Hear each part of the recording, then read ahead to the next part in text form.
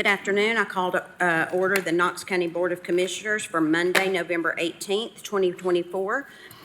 Seated to my right is Vice Chairwoman Kim Frazier and Deputy Law Director Mike Moyer. Seated to my left is Ms. Kim Ellis and Ms. Haley Evans with the Knox County Clerk Office. And I see we have Sheriff Spangler, Superintendent John Ryswick, and former County Commissioner Randy Smith. Do we have any other officials in the audience? School Board Member Cat Bike. Thank you. Madam Clerk, if you'll please call the roll. Commissioner Rawls. Present. Commissioner Durrett. Here. Commissioner Oster. Here. Commissioner Jackson. Here. Commissioner Russell. Here. Commissioner Hill. Here. Commissioner Lee. Here. Commissioner Thompson. Here. Commissioner Fox. Here. Commissioner Jay. Here. Commissioner Frazier. Present. All 11 members are present. Thank you. At this time, I'll recognize Commissioner Jay for tonight's devotion. Thank you, Madam Chair. It is a privilege and an honor to represent all of Knox County and the 500,000 plus citizens who celebrate all faiths. As such, I would like to welcome my guest tonight, Pramanand Mani from the Hindu Community Center, to give our devotional.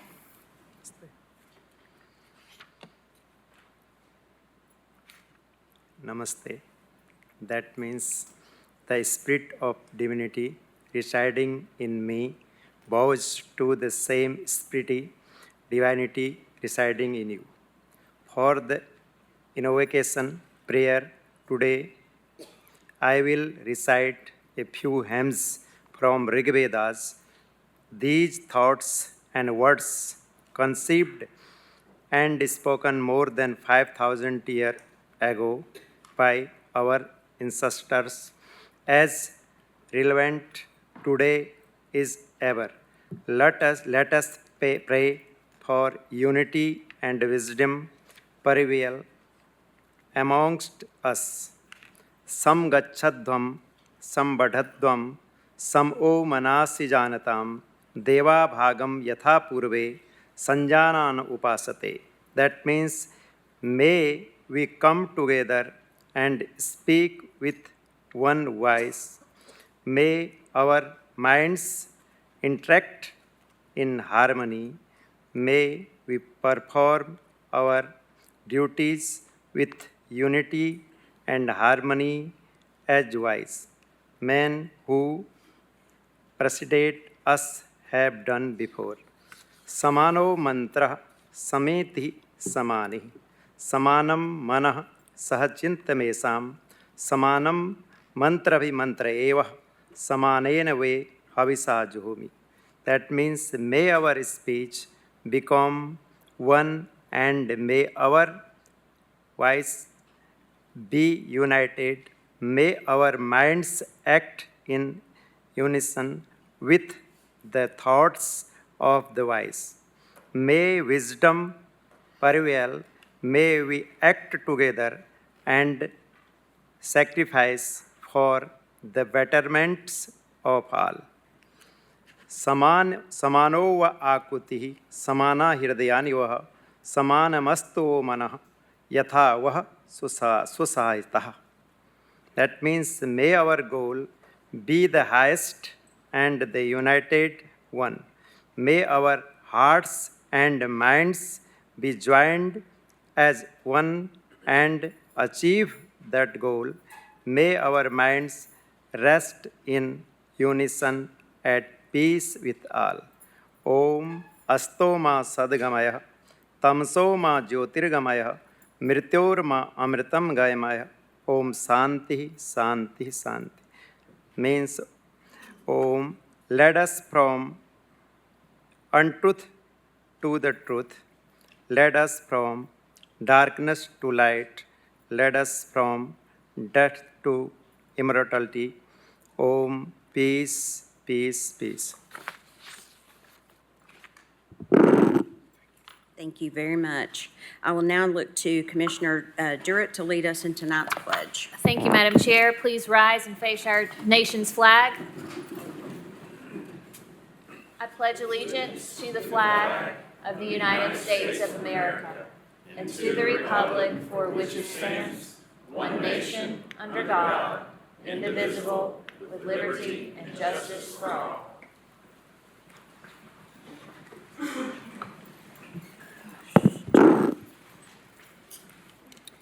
Thank you.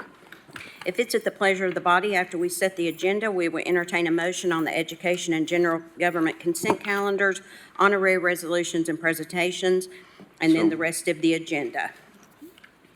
Amendments to the agenda, additions, none. Deferral to December 25 and 29. Withdrawals, 0. Non-consent, 20 through 23. 26 through 28, 30 through 32. I'll repeat that. Addition 0, deferral to December 25 and 29, withdrawals 0, non-consent 20 through 23, 26 through 28, and 30 through 32.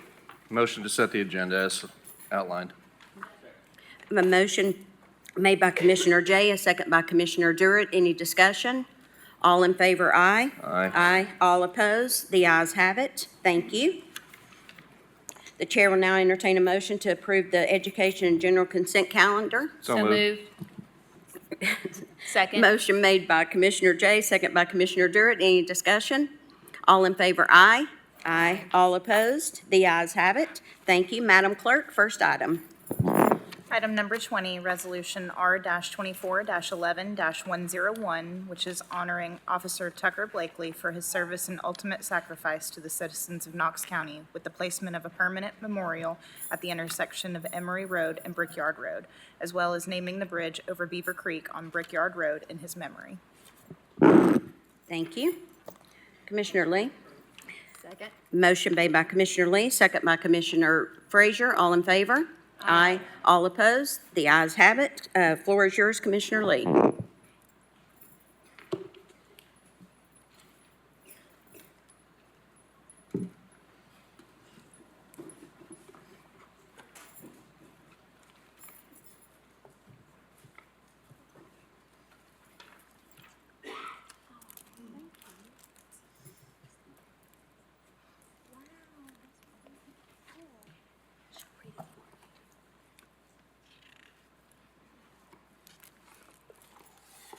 Commissioners, can you hear me?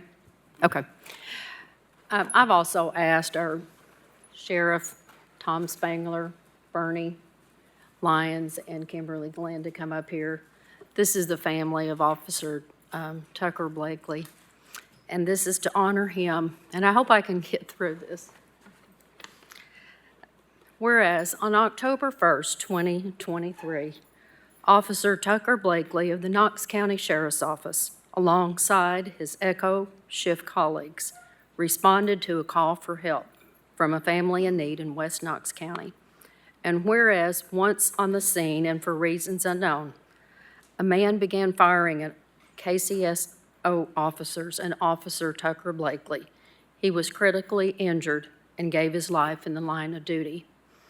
Whereas throughout his 29 years, Officer Tucker Blakely possessed strong work ethic and positive attitude, and his last day on earth was mirrored every workday, and that he was faithfully protecting and serving the good citizens of Knox County.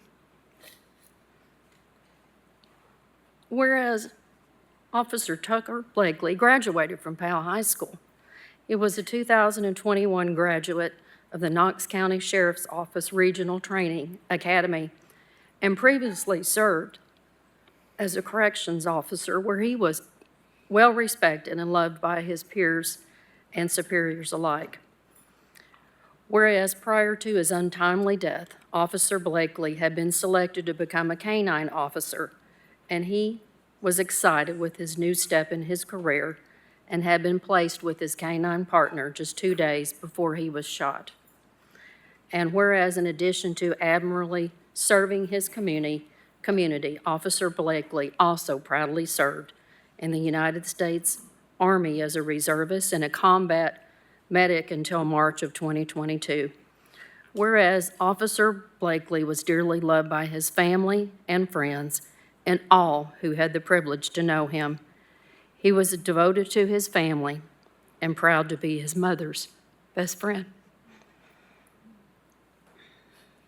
Whereas Officer Blakely is survived by his beloved wife, Katerina Blakely, 6-year-old son, Hendrik Blakely, parents Mary and Tim Blakely, brothers TJ, Jessica Blakely Jr., and Tyler Blakely, Dustin Madison, and baby Blakely, nephew Bo Blakely, sisters-in-law Sabine, Gabriella, Tatiana, many nieces and nephews, Rosemarie, Daniel, Johnny, Susan, grandmothers, Betty and Carolyn, parents-in-law, Tanya and Daniel Alexander, and his Knox County Sheriff's Office Echo Shift Team. And whereas the Knox County Commission wishes to honor the life of Officer Tucker Blakely with the placement of a permanent memorial at the intersection of Emory Road and Brickyard Road, as well as naming the bridge over Beaver Creek on Brickyard Road after him as a lasting tribute to this brave, selfless, and dedicated law enforcement officer who lived as a hero and died as a hero, paying the ultimate price in the line of duty. Now therefore be it resolved by the Commission of Knox County as follows. The Knox County Commission hereby honors Officer Tucker Blakely for his service, his ultimate sacrifice to the citizens of Knox County with the placement of a permanent memorial at the intersection of Emory Road and Brickyard Road, as well as naming the bridge over Beaver Creek on Brickyard Road in his memory. Be it further resolved that this resolution is to take effect from and after his passage as provided by the Charter of Knox County and the public welfare requiring it. Commissioners,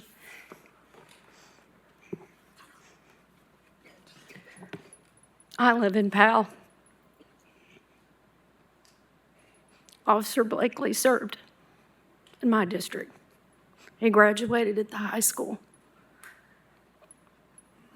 And I'm sorry we have to stand here today for what we're doing, but I also don't want us to forget one of our officers.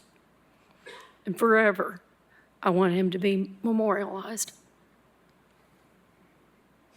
His son is standing right here, his wife, his parents, his family. And I want to ask Sheriff if he would like to say something.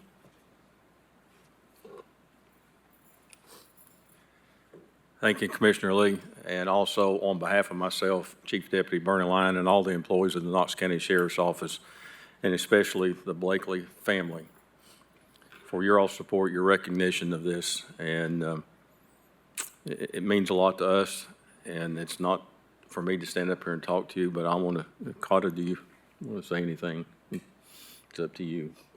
Okay. Annie, you want to say? No. All right. He's got a ball game at 6 o'clock, so we want to make sure he makes it. So with that being said, we want to say thank you. We appreciate it. Thank you.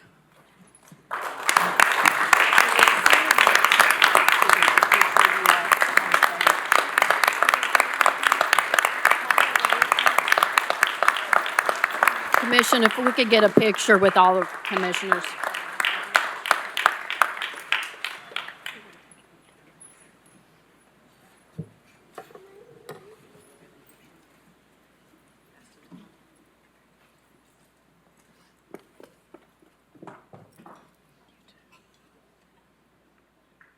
Sheriff. I know, he's not. Sheriff. Chief. Thank you.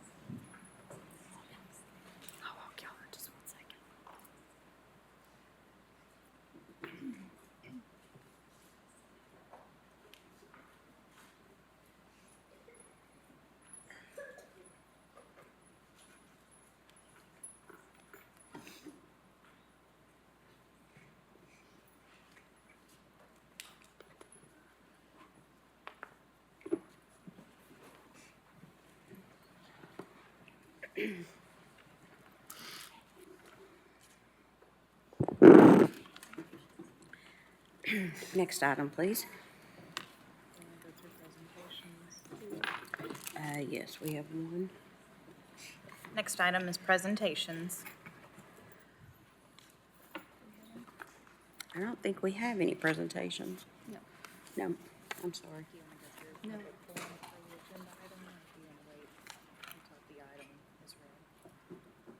We'll do the public forum agenda items. Next item is public forum, agenda items only. The first speaker on the list is Commissioner Fox.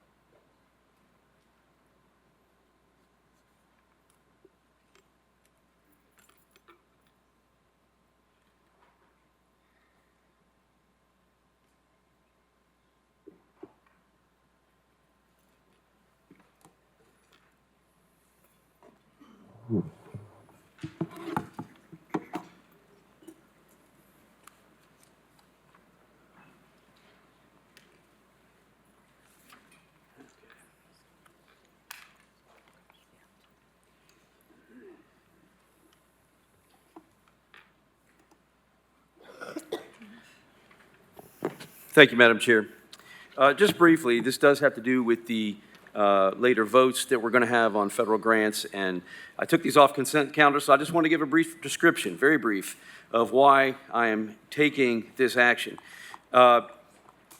This is going to be a get or done, as I described to somebody else. This is not going to be the polished presentation that we see from our executive staff, the mayor, and all the administrative staff, who do a very good job.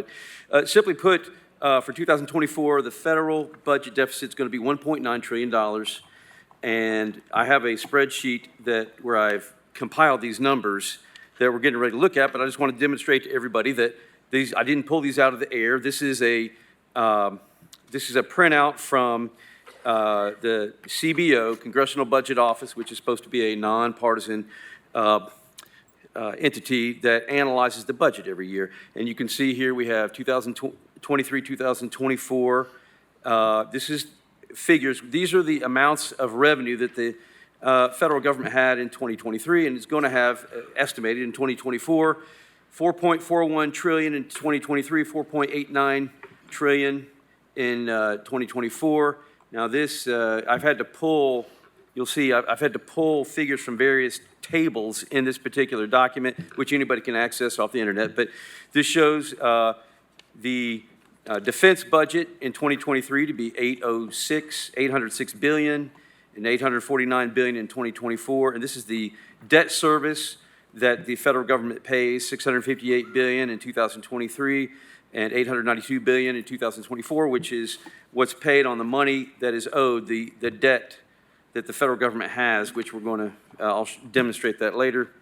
So here we have, again, table 1.1, it shows the revenue and the net interest that's paid.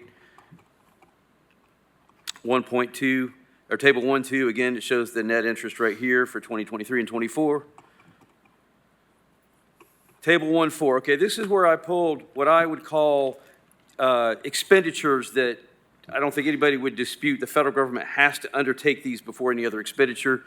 We have Social Security here. That's $1,348 billion in 2023, $1,452 billion in 2024. Major health care programs, not all health care programs, but you can see Medicare and Medicaid here.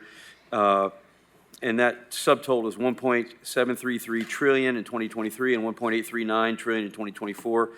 And this is retirement here. So, the federal workers have a contractual retirement, so to speak. And so that's how much it costs the federal government to pay retirement. $197 billion in 2023 and $205 billion in 2024. Now, there are receipts for both of these, like premiums paid for Medicare and so forth. So I took these into account. And then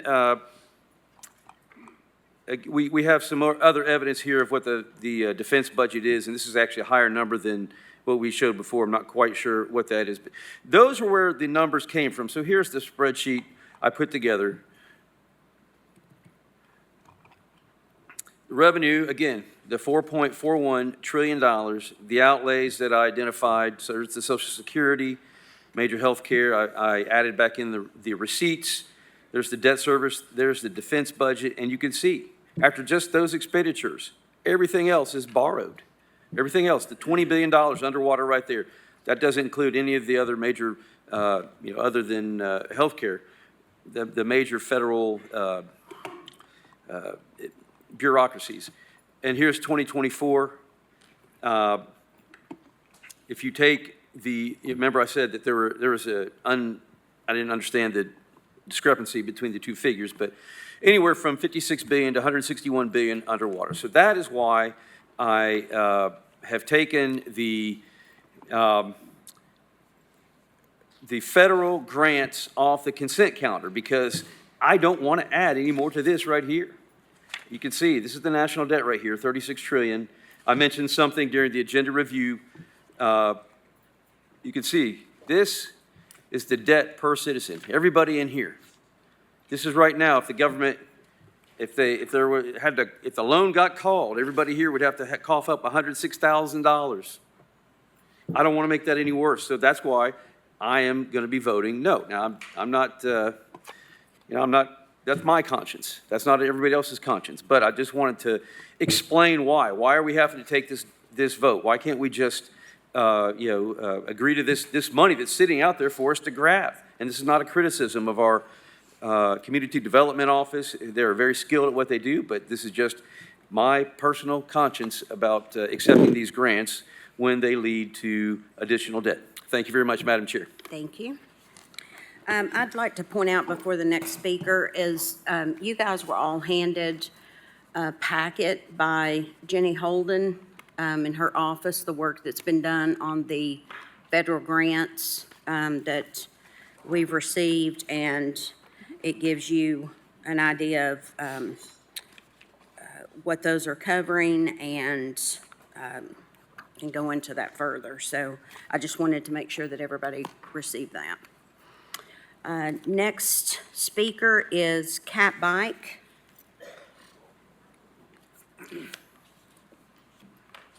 Ms. Bike, if you will state your name and county of residence for the record, please. Hello, my name is Catherine Bike. I live in Knox County, and I'm on the Knox County Board of Education, but I'm not here on behalf of them. I'm speaking to this resolution protecting the innocence of children. I've read it a few times, and honestly, there are a few things that I agree with on it.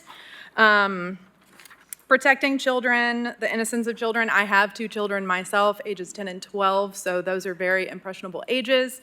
So I think some of this stuff is really important. But as with any resolution, it's then where be it further resolved and what you're asking for. And that's where I get a little bit confused, because I understand that you want to save some money and taxpayer resources, but I'm really unsure about what it is and where you're trying to cut.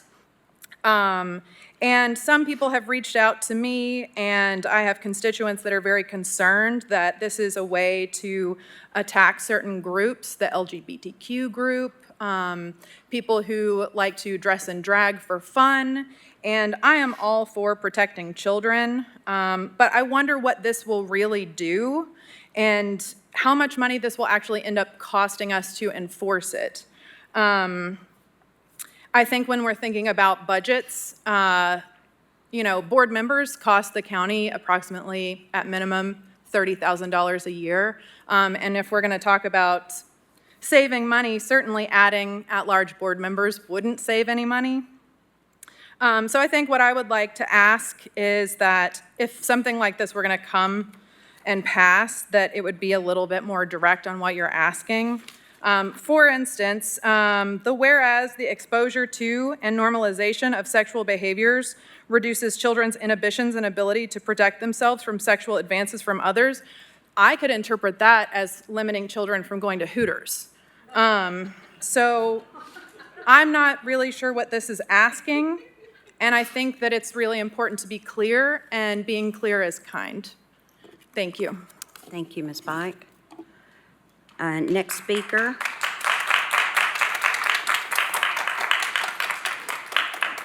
Next speaker is Mr. Segrest.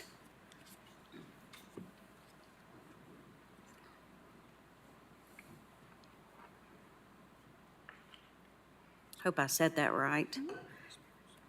If you'll give your Yes. name and county of residence, please. Lawrence Segrest and Knox County. Commissioners, I rise tonight to advocate for protecting the innocence of Knox County's children. Over the past several years, American voters have become acutely aware that our children are being sexualized and are being particularly targeted by a subversive transgender agenda. On November 5th, we witnessed not just a national election, but a nationwide rejection of the so-called woke agenda, particularly transgenderism. Tonight, you are considering a resolution.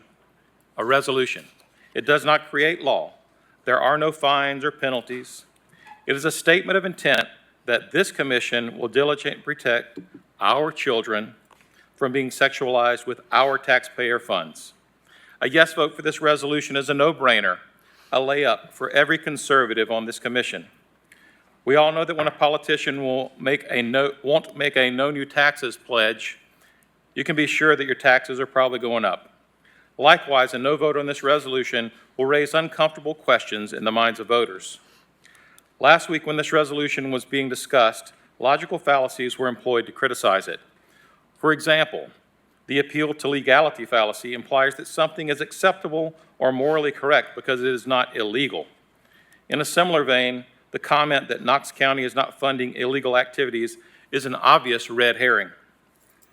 This resolution has nothing to do with judgments regarding legal or illegal activity. Rather, it is about commissioners using budgetary discretion to protect our children's innocence. When my children were younger, they enjoyed visiting the Muse on a cold or rainy day to explore and learn in a safe, family-friendly environment. Fast forward to the present, and I'm deeply saddened to discover that the Muse has embraced wokeness and is now pushing the transgender and LGBTQ agenda on our children.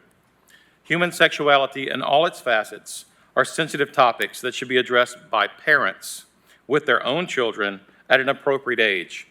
Any organization like the Muse, which specifically caters to young children, has no business pushing the woke agenda when Knox County tax dollars are funding their operations. Just 2 weeks ago, this commission voted to make changes to Knox County's grant policy manual as a condition for receiving federal dollars. As you know, the federal government always imposes its values and attaches strings to grant money to Knox County that Knox County receives. It would be hypocritical 2 weeks later to say that Knox County cannot require our grant recipients to refrain from sexualizing our children. That is an astonishingly low expectation for grant recipients who want our tax dollars. I will close with this. Some years ago, I walked alone into a playground full of children. I was there to meet my wife and young son. As I stood there looking around for my family, I felt the eyes of every mama bear burning holes through me. They were thinking, why is this middle-aged man here by himself at a playground? Years later, I'm still impressed by the protective instinct of those mothers. Tonight, I ask the fathers and the mama bears on this commission to use that same protective instinct to guard our children's innocence. May God grant you the courage to do so. Thank you. Thank you. Mr. Robert Lee.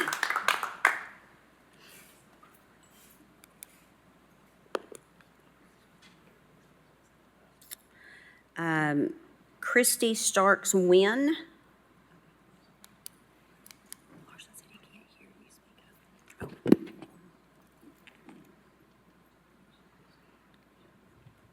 Ms. Wynn, if you'll give your name and county of residence, please. Hi, my name is Clara Wynn. I live in Knox County, and I will be speaking on behalf of my mother, Christy Starks Wynn, who wrote this. Thank you for this opportunity. My name is Christy Starks Wynn. I am a former public school educator, the mother of 2 children who were raised and educated here in Knox County, and a current resident of the 2nd District. And, for the record, I am a married, straight, cisgender, Southern Christian whose pronouns are she, her. I am here to urge this commission to reject the resolution proposed by Commissioner Lee. As a former Knox County educator and a writing instructor of more than 20 years, I sought to instill in my students the importance of specificity in their written texts. It's quite easy to make broad claims without evidence, and most students begin with writing arguments in this way.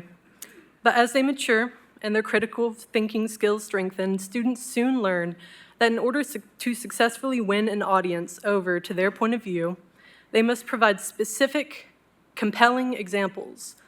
Commissioner Lee has failed to do this. Please allow me to enumerate the vagaries that stood out to me. The resolution claims that community standards are a key component of the determination of obscenity in the United States and cites a particular court case as evidence for this.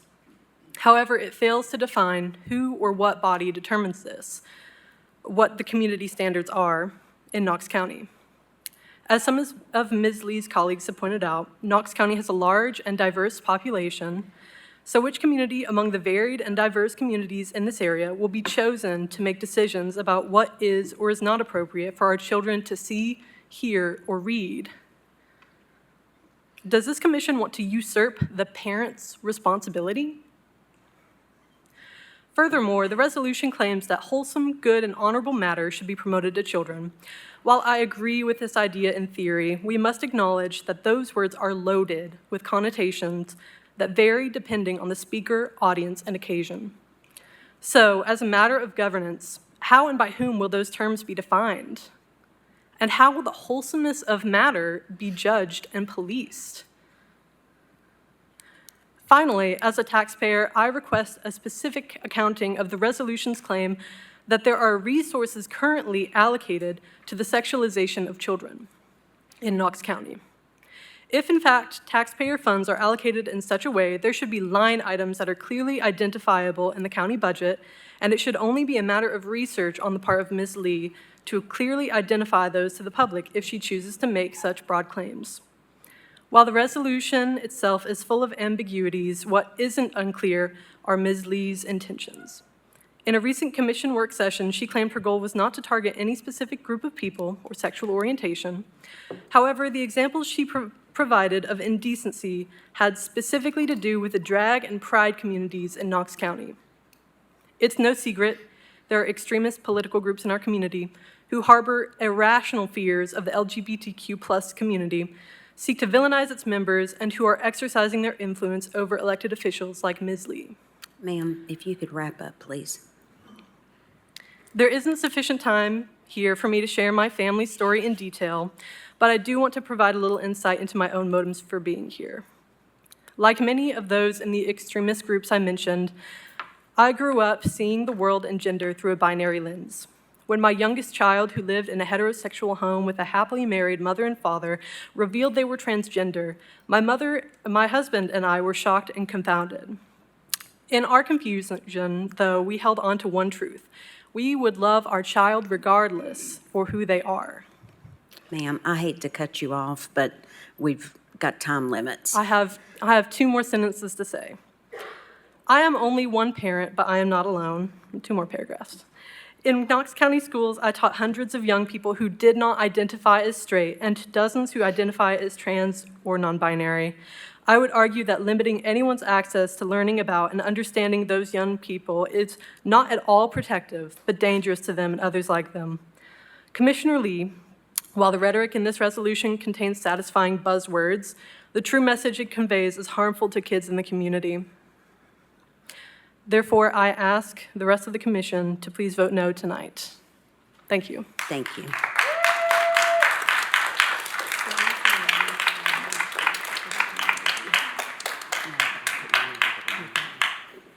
Thank you. Mr. Velk?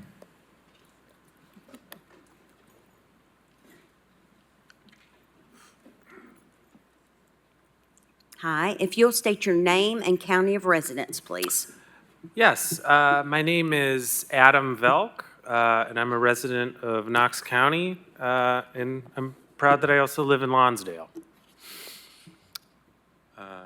Is it? Oh, you're gonna, okay, sorry.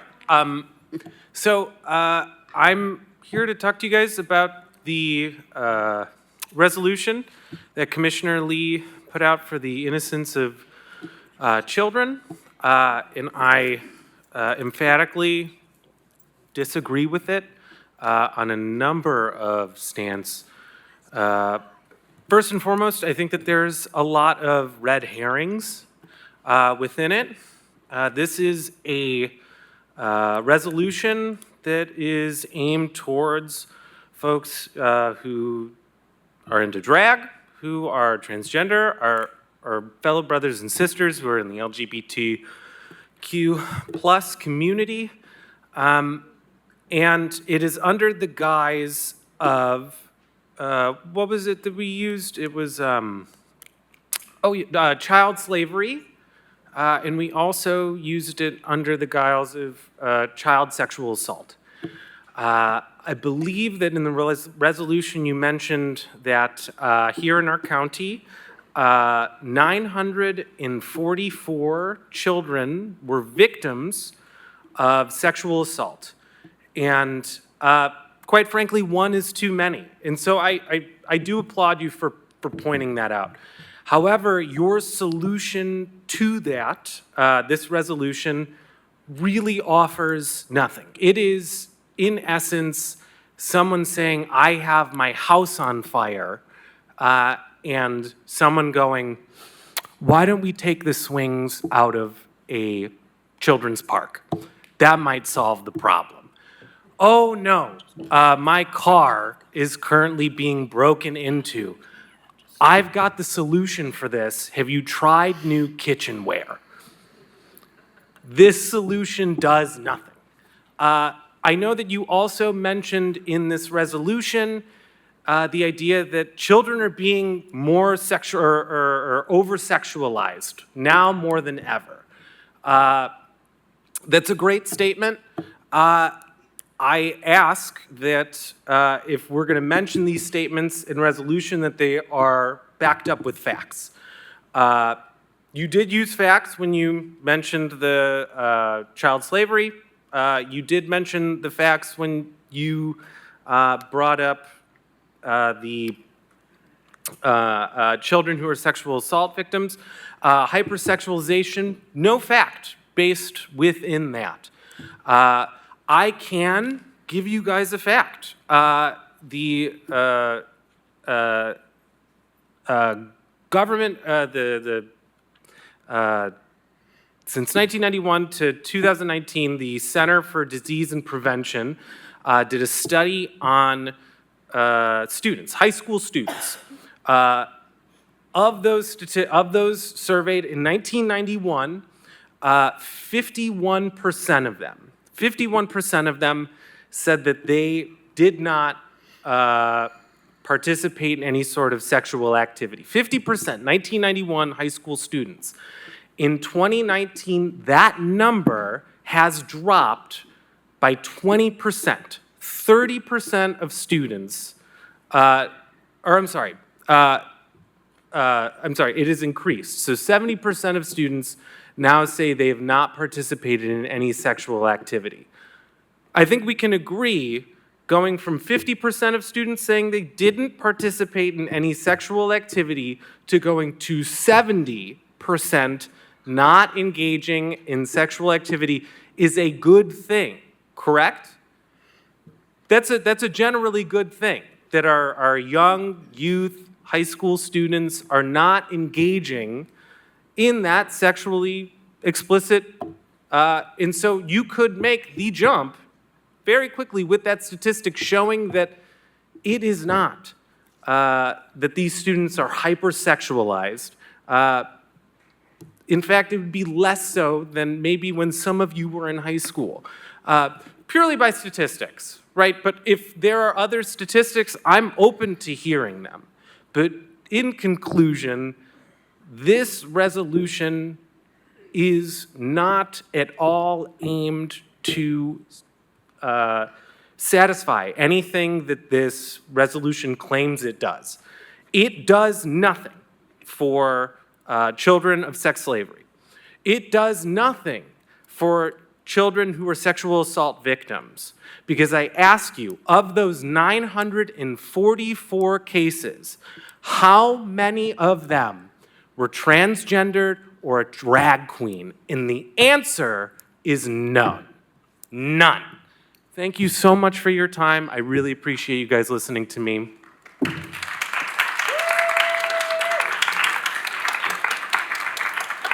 Thank you. Jenna Mashburn.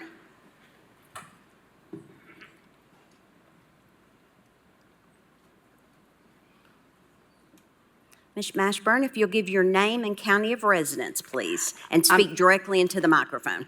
I'm Jenna Thank you. Mashburn, and I live in Knox County. I'm a retired high school English teacher, a longtime member and past president of Friends of the Library, proud grandmother to 9 young people, and a great-grandmother to 1. I mention these facts not to brag, but to illustrate my commitment to children, to schools, and to libraries. For this bill seems primarily to target those 2 public institutions. The bill is a classic example of a solution looking for a problem. Schools and libraries already have in place guidelines about obscenity and pornography, and our librarians and our teachers are the professionals who monitor such material. Let's trust them to do their jobs. The bill is a thinly veiled attempt to target our LGBTQ young people. Children will not become gay by reading a book, nor will they seek a sex change when they read about someone who has made that very tough medical decision. If anything, gay children might find comfort in reading stories of other people like themselves. The main point, however, is that these are personal matters to be determined by young people, their parents, and the medical and professional people who are in their lives, not by a government institution. As to the public events that celebrate LGBTQ individuals, and most of those that I have seen mentioned are not actually funded by Knox County tax dollars. But the reasoning used about books pertains to these as well. Attending a parade to celebrate gay rights will not cause a person to become gay. Attending a drag show will not motivate them to have a sex change. That is simply not how human sexuality works. For one group of people to dictate for the rest of us what we can or cannot enjoy or celebrate is to deny us our freedom of choice. Those who don't want their children to participate in these activities could choose not to attend. Our gay and transgender citizens have long been marginalized or even condemned for simply being true to themselves. Let's celebrate that Knoxville honors these folks, and let's continue to be a community of compassion and support for them. So I ask you please to vote no on this bill. We're better than this. Thank you. Thank you, Ms. Mashburn. Next speaker is Tiffany. Next speaker is Tiffany Griffith.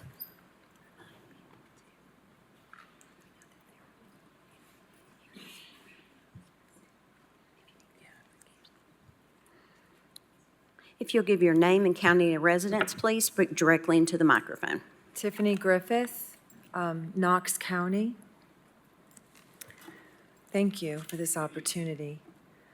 Protecting our children's innocence should not be a partisan issue. This should not be a political issue. This is a humanitarian issue. I am proud to be able to say that Tennessee is among the stricter states in our country concerning the protection of children. Tennessee has recently passed the Age Appropriate Materials Act, the Tennessee Adult Entertainment Act, the Tennessee Protecting Minors Act, and Protecting Children from Social Media Act, with overwhelming votes. The laws concerning protecting children, passed by our representatives who were voted into office by the citizens of Tennessee, clearly represent what our community standards are, and therefore what the use of our county tax dollars should reflect. Respectively, I would like to address what the resolution is not. It is not about criminalizing child abuse help organizations that benefit children who unfortunately have been exposed to being sexualized, or that teaches them how to protect themselves against such actions. It is not about a centuries-old debate concerning Renaissance art and the statue of David for a history class, which is the very reason these artifacts are also offered for purposes with fig leaves covering intimate body parts. It is not about banning books, for by state law, they are required to be age appropriate, or they're still available to purchase if a person chooses to do so. It is not about public school classes of sex education, family life education, or wellness class, for all curriculum is to adhere to state guidelines, and Tennessee also gives the right to opt out of such classes. Respectfully, this is not about a marginalization of certain groups, targeting specific groups according to sexual orientation, or groups losing rights that are different than others. I am aware of claims of targeting being used to oppose this resolution. However, this is not true, for there is another side of the spectrum, which some might not be aware of, that represents this specific community. The truth of the matter being, there is a faction of gay and trans people that is growing at a rapid rate. This faction states they do not want to be a part of politicizing sexuality. There are many well-known, influential LGBT people, including Brad Palumbo, Amir Odom, Ariel Sarkella, Jake Miller, Ty Rivera, and Blair White, along with others, speaking out against materials or behaviors that are sexualized in any way that is in the presence of or influencing minors. By condemning the involvement of children in any such activities, such as the current parades, drag shows, drag queen story hour, and even medical transitioning. Their disagreement is so strong that this growing faction of LGBT has decided to part ways, to the point of some calling for the boycott of 2025 parades and a stand for protecting children. This matter should not and cannot be allowed to be reduced to merely a political focus or a choosing of sides, but rather may we elevate our children to greater importance. This resolution does not go against the majority passed bills, but rather reinforces them. We are not trying to legislate morality, but we can decide where our county tax dollars are going. We are simply advocating for safeguards to be put in place locally that uphold our state laws. The desired outcome of passing this resolution is for organizations, activities, and institutions that receive funding of county taxpayer money to be more mindful in upholding the Tennessee laws designed to protect our children's innocence. Thank you. Thank you.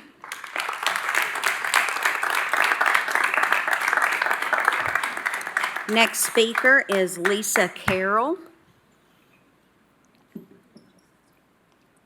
Ms. Carroll, hi. If you'll state your name and address for the record, or county of residence for the record, I'm sorry. Hi, I'm Lisa Carroll, and I'm a resident of Knox County. And we've had a lot of speakers tonight who have addressed the particulars of this resolution and why it's a bad idea. And I approach it in a different way, perhaps. As an old student of biology, I know about the richness and the diversity and the complexity of the world that we live in, and it's extremely impressive and it's important. And when we pretend through a resolution that tries to deny a part of that diversity when we pretend that humans are all alike, that we all think alike, we worship alike, and we love alike. We flatten out that immense and varied world and drain the color and the richness from it. And part of that richness is the great variation in human behavior and in the behavior of the whole animal and plant world, by the way. The uniqueness of each individual person means that we can be different from one another in many ways, including our sexuality, and we know that difference exists. About 7% of the US population in current surveys identifies as LGBTQ.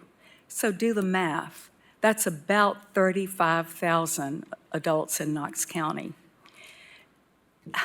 Do any of you actually believe that in a world where that many adults do not conform to traditional gender roles, children don't already know or know about people who are non-conforming? And among them are children who since a very young age have known that they are different from most of their peers, and they too need our protection from hatred and cruelty. So I'm an old lady. I was around before most of you were even born. So I grew up in the 50s, and even in the 1950s, my friends and I, in our small, close-knit, Southern, mostly white, and mostly Protestant community, knew that some people were different in this way, though it was often the topic of ugly jokes and cruel threats. Several of my classmates hid the fact that they were gay in terror of those threats and jokes. At least 2 committed suicide as young adults. One of them was a boy I'd gone to junior prom with. The suffering before closet doors opened was awful for everyone. I cannot imagine you want to promulgate any resolution that facilitates the return to the cruelty of that world any more than I think you would want to return to Jim Crow laws. And yet a resolution with the intended effect of denying the real and diverse world in which we live may revive that cruelty, as well as lead to book bans, the departure of teachers and librarians, and the infringement of First Amendment rights. These are outcomes contrary to the spirit of our country and our county. Of course, children need to be protected from accidents, from actual predators, and from bad parents who are sometimes the actual predators.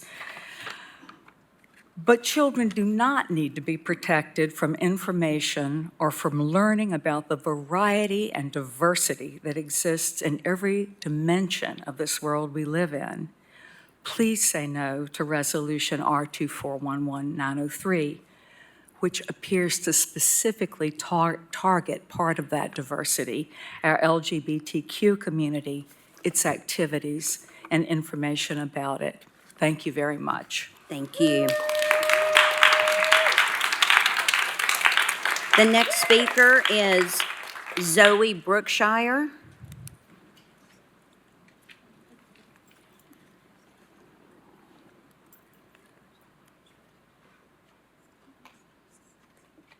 Hi, if you'll give your name and county of residence, please. Hi, good evening. My name is Zoe Brookshire. I live here in Knox County.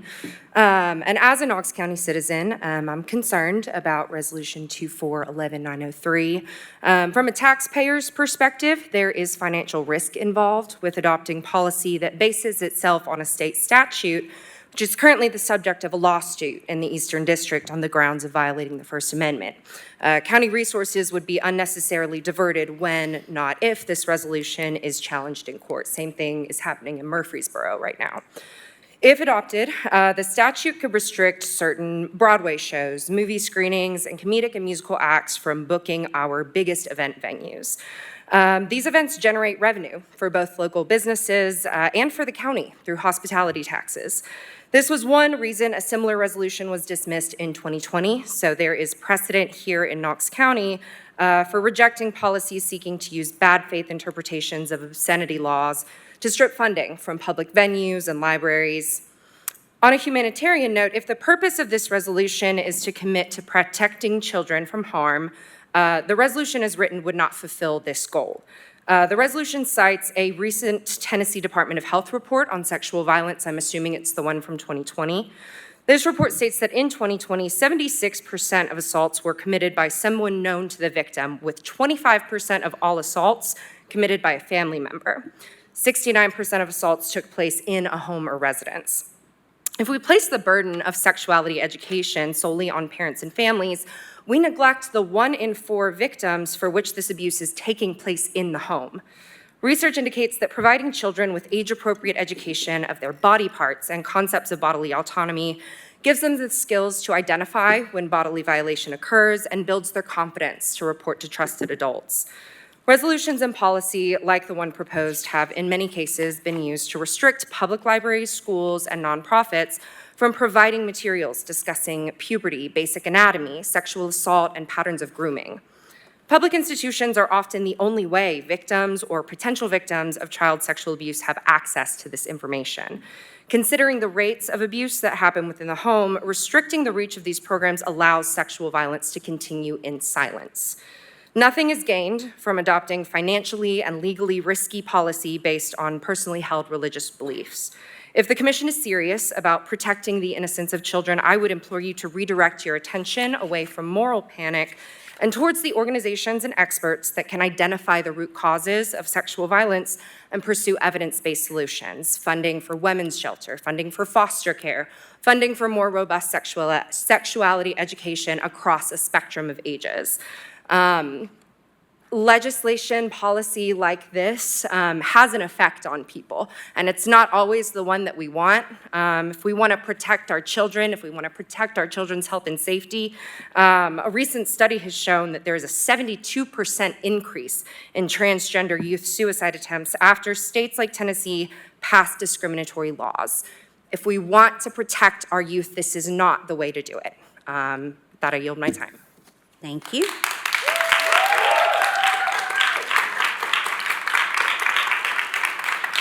The next speaker is Sam Brown.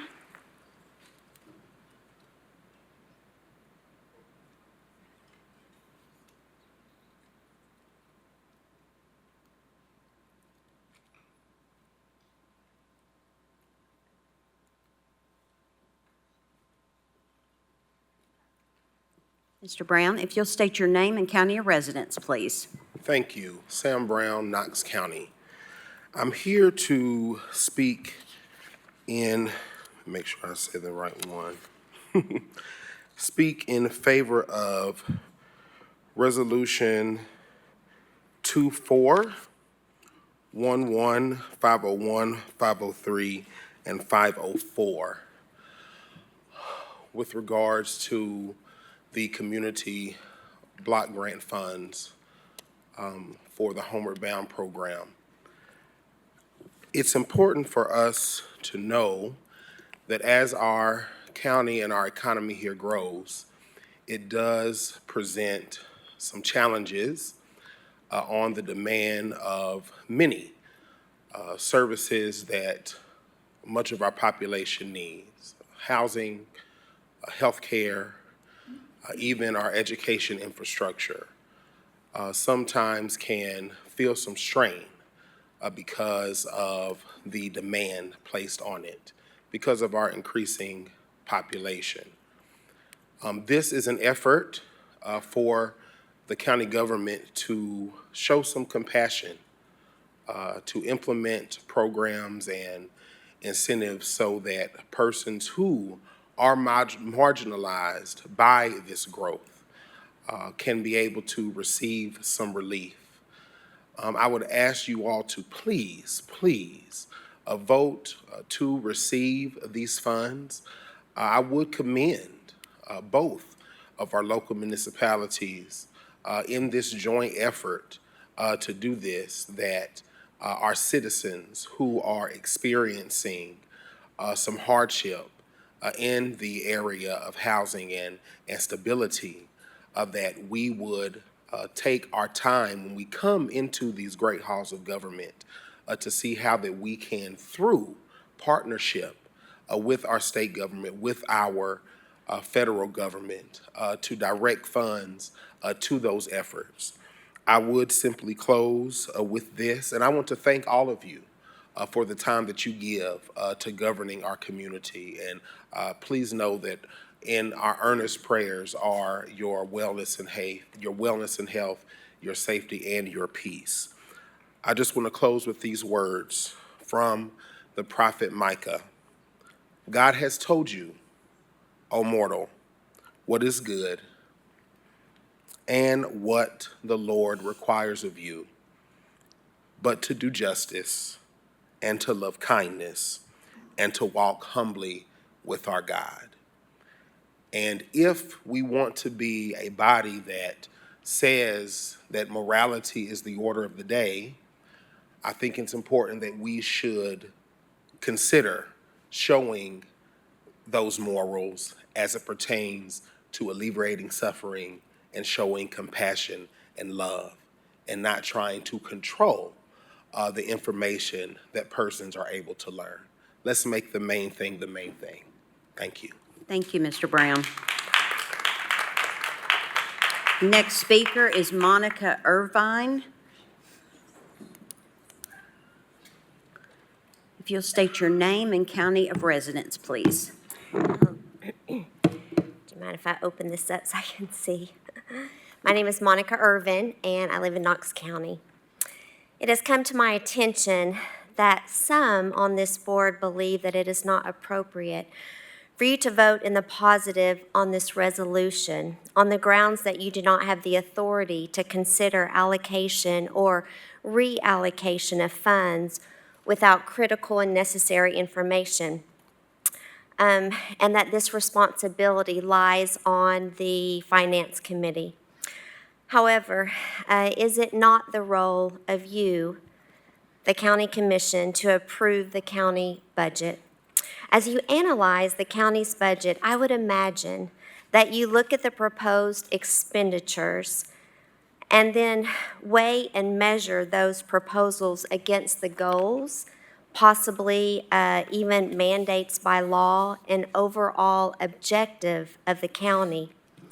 This resolution is simply a request by your citizens that as you move forward in preparing to approve the next county budget, that you will analyze organizations and entities said to receive that tax funding and ensure that none of these organizations are funding, supporting, and endorsing the sexualization of children. Public Charter number 782, which was signed into law this past year, outlines materials that are not suitable for children, including any depiction of sexual acts, depictions of sexual excitement, and sexual acts. This is not about wanting to prevent any adult from living their lifestyle or from expressing themselves. This is about creating a standard for you, the County Commission of Tennessee, that every decision made regarding the approval of tax funds, that you will ensure to the best of your ability that the protection of children will be considered. Entities and organizations that want to promote certain agendas, as long as they do not expose children to dangerous content, can do so, but without tax funding.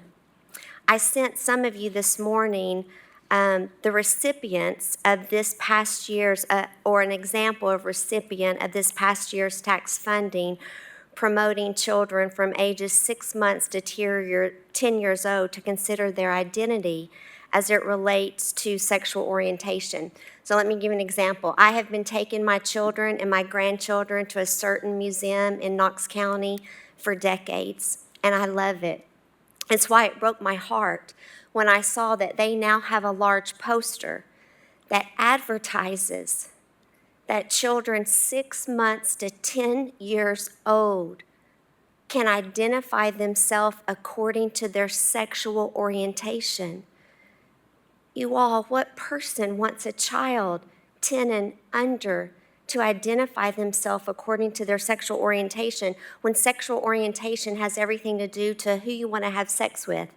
It's not appropriate for children. As you know, this county commission also approved of tax dollars going to the Tennessee Theater, which I love the Tennessee Theater. I've been many times. But the Tennessee Theater this past year promoted a drag show that allowed children to be present. One of my dearest friends is a gay man, and we talked about this issue. And he said, Monica, the gay community has been hijacked because I love drag shows. And I've been going my whole adult life, but they are no place for children. There is sexual content, and it is not appropriate for children. You all, that's all we're asking, is that if you allot tax dollars to an entity, they have to commit that they will not allow children to be exposed to this type of content. We are not asking that people stop living their life, but we have a duty to protect the innocence of children. Thank you for your consideration, and thank you, Commissioner Lee, for your leadership on this resolution.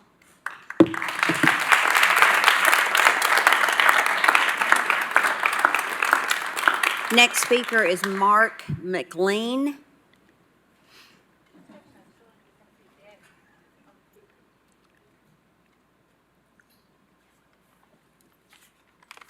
If you'll state your name and county of residence, please. Mark McLean, and I live here in Knox County. I'd like to thank you for the opportunity to address the body. The sexualization of children is a pervasive and insidious problem that robs our children of innocence and steals their potential. It's heartbreaking that we even have to gather to discuss this. This shouldn't be a matter for debate. It's not really partisan.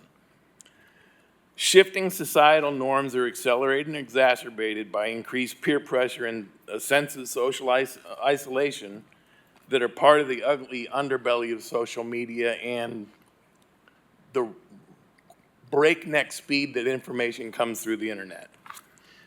This shift makes our children vulnerable to grooming by human traffickers, sexual predators, and exploitation. It normalizes underage sexual activity and through access to the content. And in some respects, it glorifies it. It contributes to a further deterioration of the morality and family dynamic. It becomes normal, just like extreme violence, we become desensitized to what we see. What we see every day becomes desensitized, and it's okay. It's not okay. It's important to note that this is not an endorsement of book bans or stripping liberties. I'm a free speech absolutist. It is an endorsement of ensuring that the things our children are exposed to are age and situationally appropriate. Every child deserves the right to a caring and nurturing childhood, free from the threat of sexual exploitation. We can't go to a movie anywhere in America where we get to decide what we see without having to consider a motion picture rating, whether it's general audience, not fit for children under 17, rated R. That we don't even think twice about. But when it comes to kids going to a drag show or having drag shows come to the library where the kids are, that we can't fathom the thought of it. It's not age appropriate.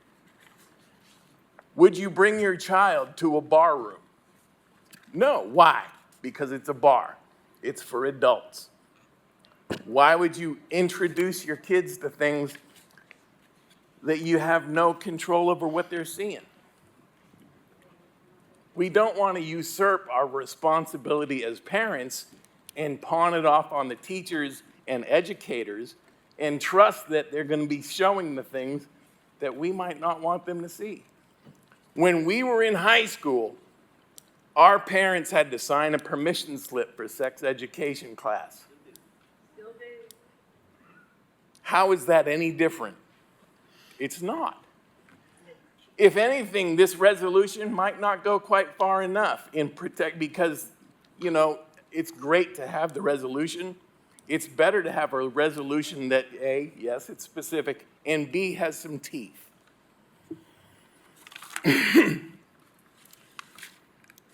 I'd like to thank you for your time and your consideration.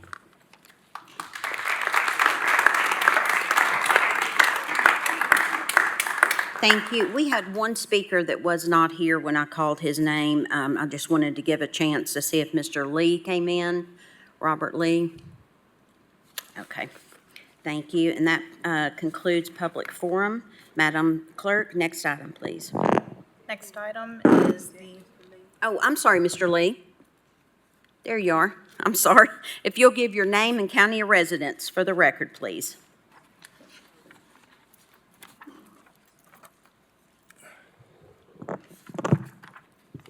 Robert Lee, Knox County.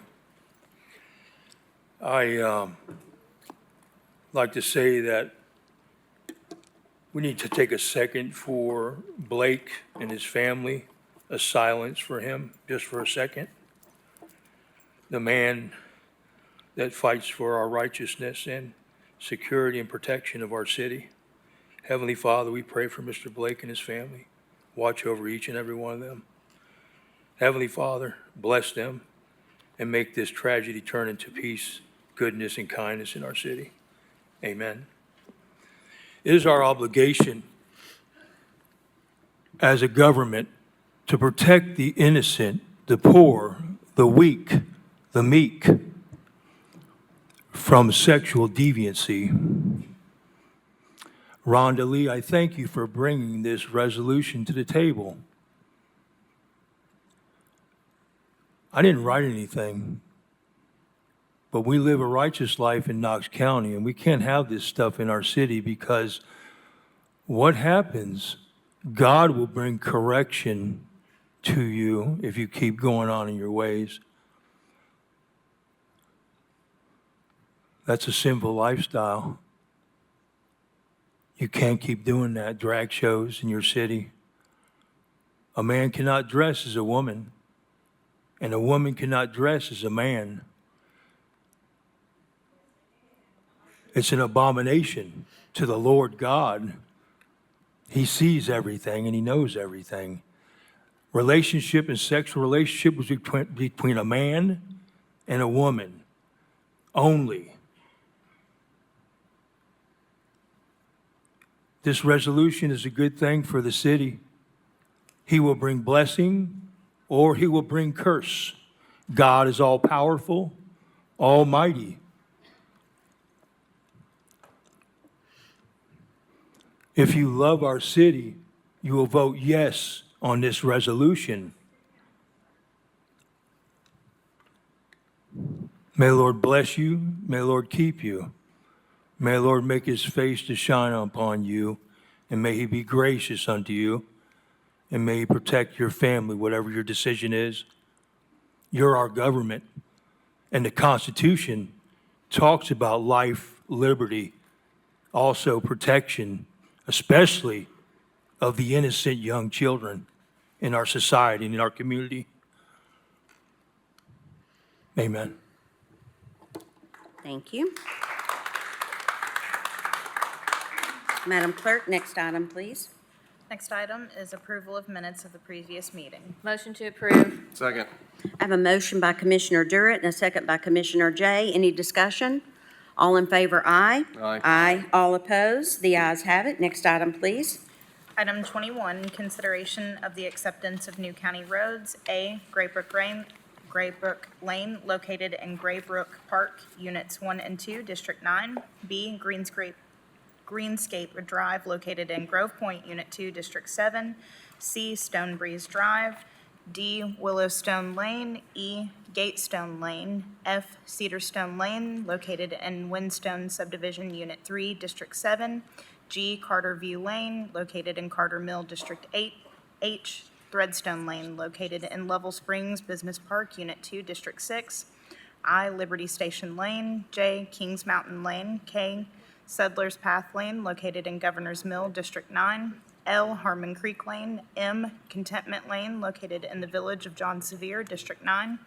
N, River Canyon Road, located in River Point, District 8. O, Narrow Leaf Drive. P, Pepper Bush Lane, located in Hayden Farms, Phase 1A, District 6. Q, Crown Ridge Lane. R, Enchanted Grove Lane. S, Gate Manor Lane, located in Castlewood Subdivision, District 7. T, Hawfinch Lane. U, Hunt Cliff Lane, located in West Arden, Phase 1, District 5. V, Heathgate Road. W, Haversack Drive, located in West Arden, Phases 1 and 2, District 5. And X, Hammerstone Lane, located in West Arden, Phase 2, District 5. Motion to approve. Thank you. I have a motion on the floor by Commissioner Jay, a second by Commissioner Hill. Any discussion? All in favor, aye. Aye. All opposed? The ayes have it. Next item, please.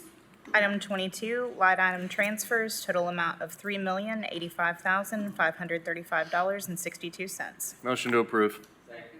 I have a motion on the floor by Commissioner Jay, a second by Commissioner Hill. Any discussion?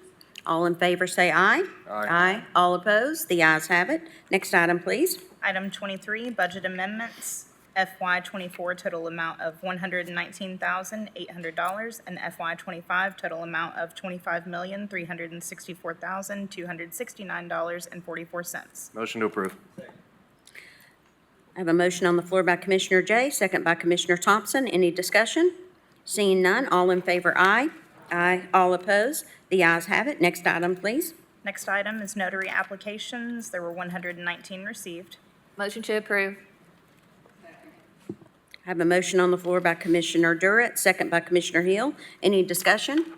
All in favor, aye. All opposed? The ayes have it. Next item, please. Item 24, spread of record, the Knox County Mayor's order appointing Mark Dixon to the Board of Commissioners of the Knox-Chapman Utility District. Thank you. Commissioners, it was brought to my attention that we had one more speaker that she signed up online on Friday. So I'm going to call Sherry Garrett to the podium. I apologize for the oversight. If you'll state your name and county of residence for the record, please.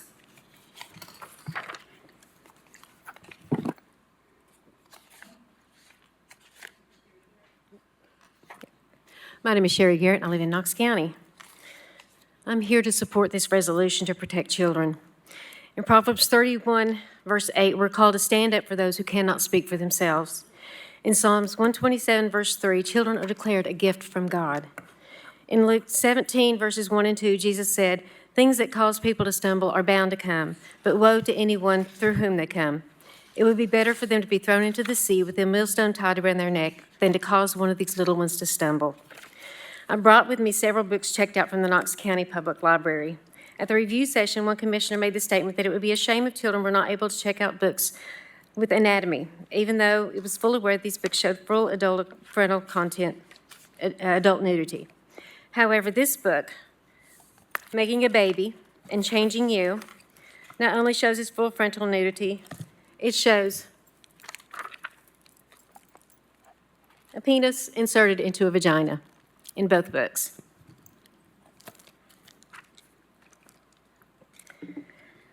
Perhaps you can explain this book. It's so amazing for ages 7 and up. It also shows full frontal nudity,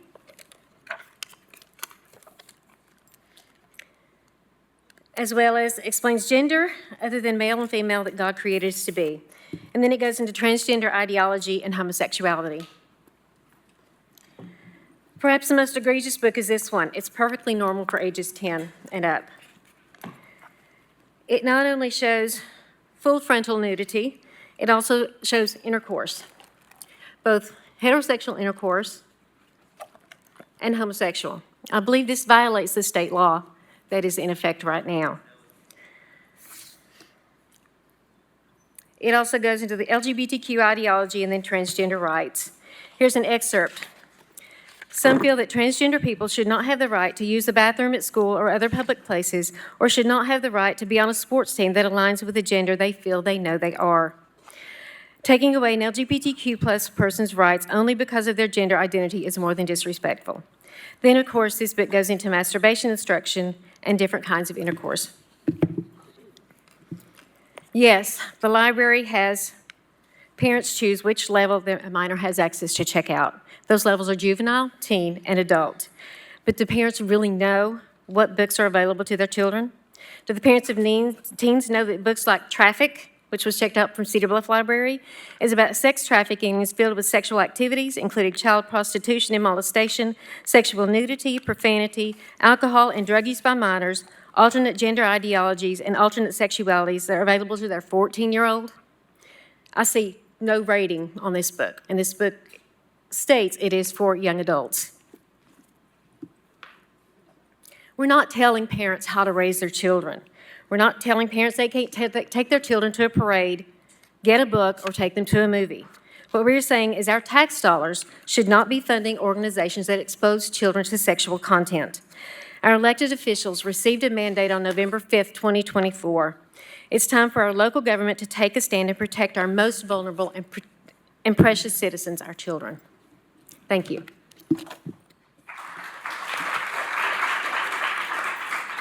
Thank you, Ms. Garrett. And if Commission will allow, I'd like to take a 10-minute break, and we will be back. Thank you.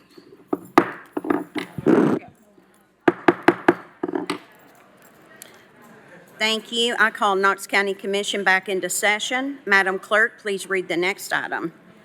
Item number 26, Resolution R-24-11-501 is approving Amendment Number 1 to Contract Number 24-580 with the Knox County Community Action Committee to provide additional Community Development Block Grant, CDBG, program funds in the amount of $6,181.20 for a total of $131,507.75 for the administration of the Homeward Bound program serving homeless individuals in Knox County, federally funded through HUD CDBG program funds.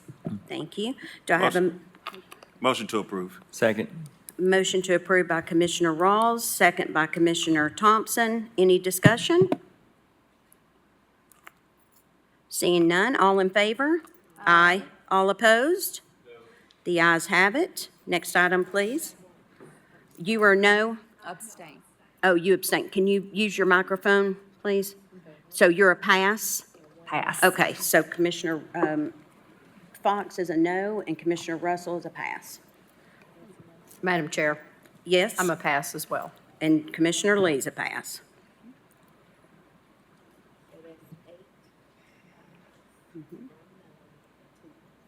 Yeah, so the motion passes?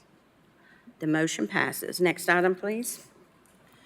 Item 27, R-24-11-503, approving the Energy Efficiency and Conservation Block Grant, EECBG, award in the amount of $279,650 from the U.S. Department of Energy to fund energy-efficient home modifications for low-income households in Knox County through the Knox County Home Rehabilitation Program. No local match required. Thank you. Do I have a motion? So moved. I have a motion by Second. Commissioner Thompson, a second by Commissioner Rawls. Any discussion?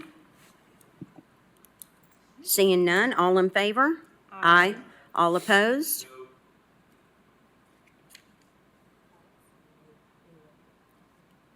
Okay.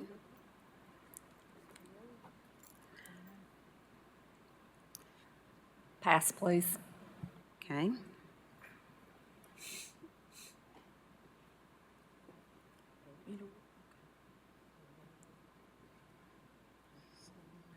Pass. Motion passes. Next item, please. Item 28, R-24-11-504, approving written standards that govern rapid rehousing program serving homeless individuals in Knox County that is funded with pass-through Tennessee Housing Development Authority, TDHA, Emergency Solutions Grant, ESG funds. Thank you. Do I have a motion? So moved. Madam Chair, I have a motion, yes. I'm sorry. I have a motion, yes. Okay. No, I had a motion. Oh, you had it first? Yeah. It's not showing up on my screen, guys. I apologize. There we go. I apologize. Commissioner Rawls was first. Commissioner Rawls? Oh, no. Oh, I make a motion that we accept Okay. approve the grant. Thank you. Do we have a second? Second. Second by Commissioner Thompson. Any discussion? Yes, Madam Chair. Commissioner Fox? Thank you, Madam Chair. Yes, I have had an opportunity to review these written standards, and I find some aspects of them that I would like to further investigate. For instance, I know there's written standards that provide for giving funds to religious-based organizations, but it prohibits them from proselytizing. I know that the written standards provide for free legal services, and I just want an additional opportunity to review these written standards. And for that reason, I move a substitute motion that we delay the approval of this resolution until the December commission meeting. Okay, we have a substitute motion on the floor by Commissioner Fox. Do I have a second? Second by Commissioner Lee. All in favor? Aye. All opposed? No.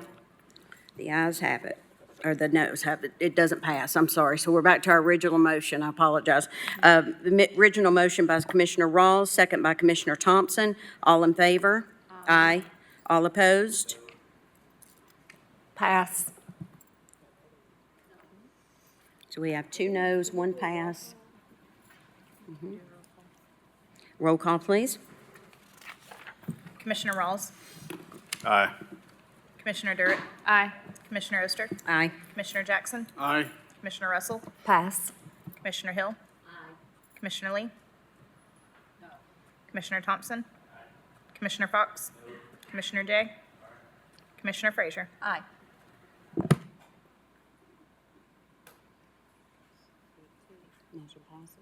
Motion passes. Next item, please.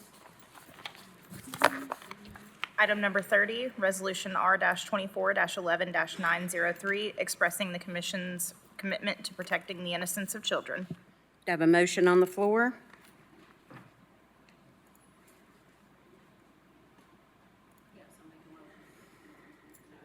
Do I have a second?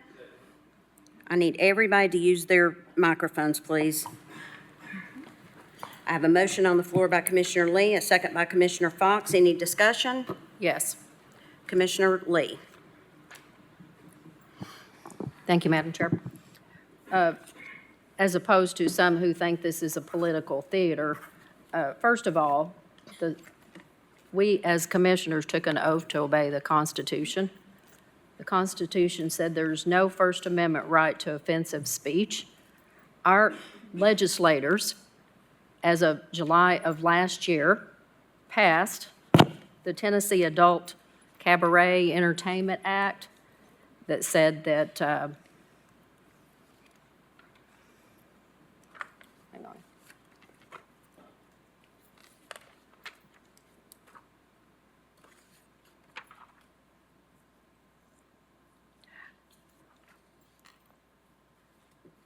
It's defined as adult-oriented performances that are harmful to minors and feature topless dancers, go-go dancers, exotic dancers, strippers, male or female impersonators, or similar entertainers. This was passed last year, and the speaker, if she's still here, she needs to get educated because that was taken up to the federal court, and it was held that it was constitutional and there was no violation of a First Amendment right to free speech.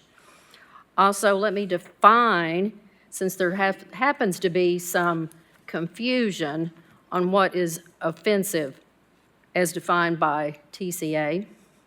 Our state legislators, and y'all may not approve it, commission may not approve it, but this is what is the law. And if there's any confusion of all this comments about, oh, it's vague, it's broad, I would like to know when I read this, what is vague and broad, and if there's any confusion of people who don't understand that, we can go into detail. But this is what our laws, our state legislator has determined what sexual conduct is offensive. If it represents ultimate sexual acts, normal, perverted, actual, simulated. A sexual act is stimulated when it depicts explicit sexual activity that gives the appearance of ultimate sexual acts, such as anal, oral, genital.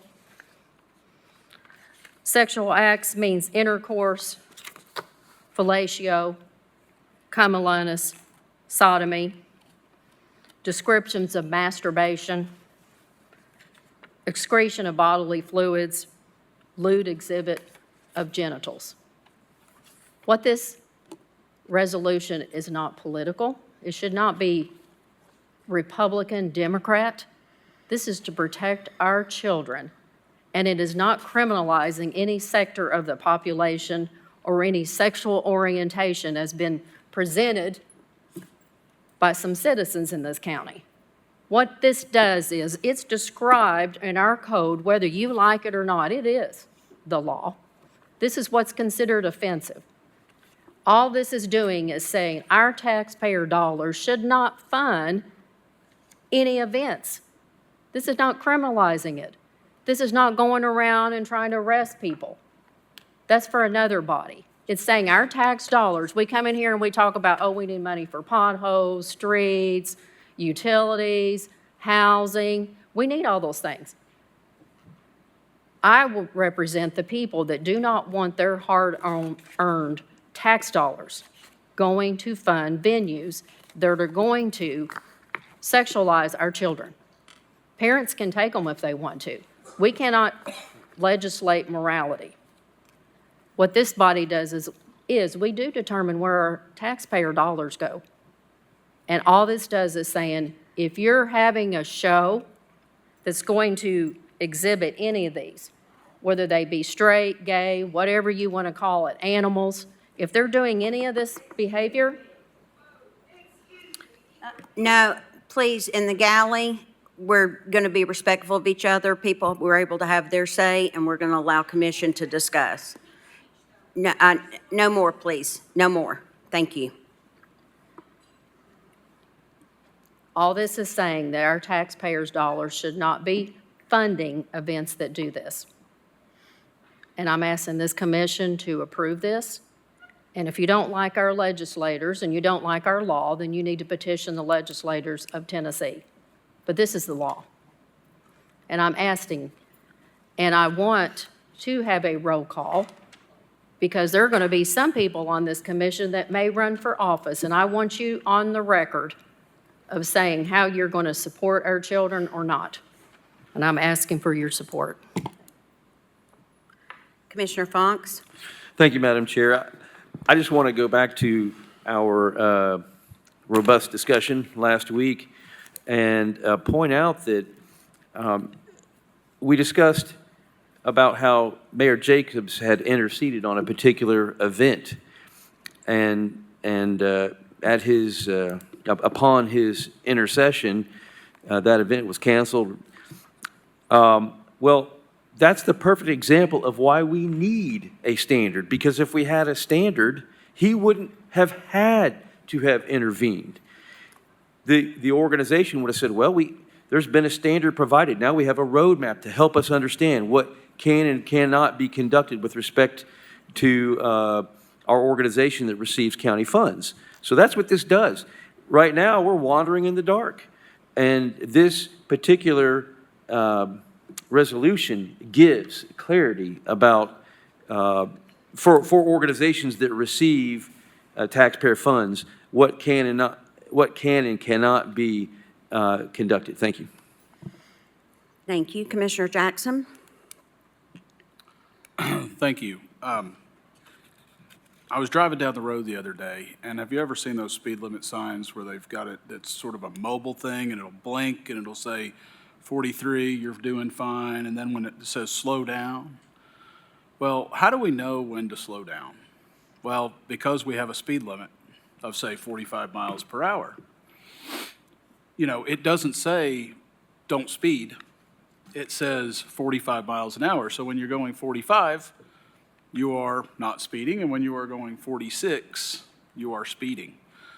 And that's because the law is specific. You know, I'm going to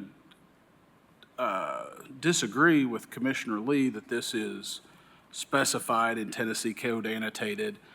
You know, what this states here is that this is very broad, that it says that we will not support the harmful sexualization of minors as defined by Tennessee Code annotated. The Tennessee Code annotated does not define that.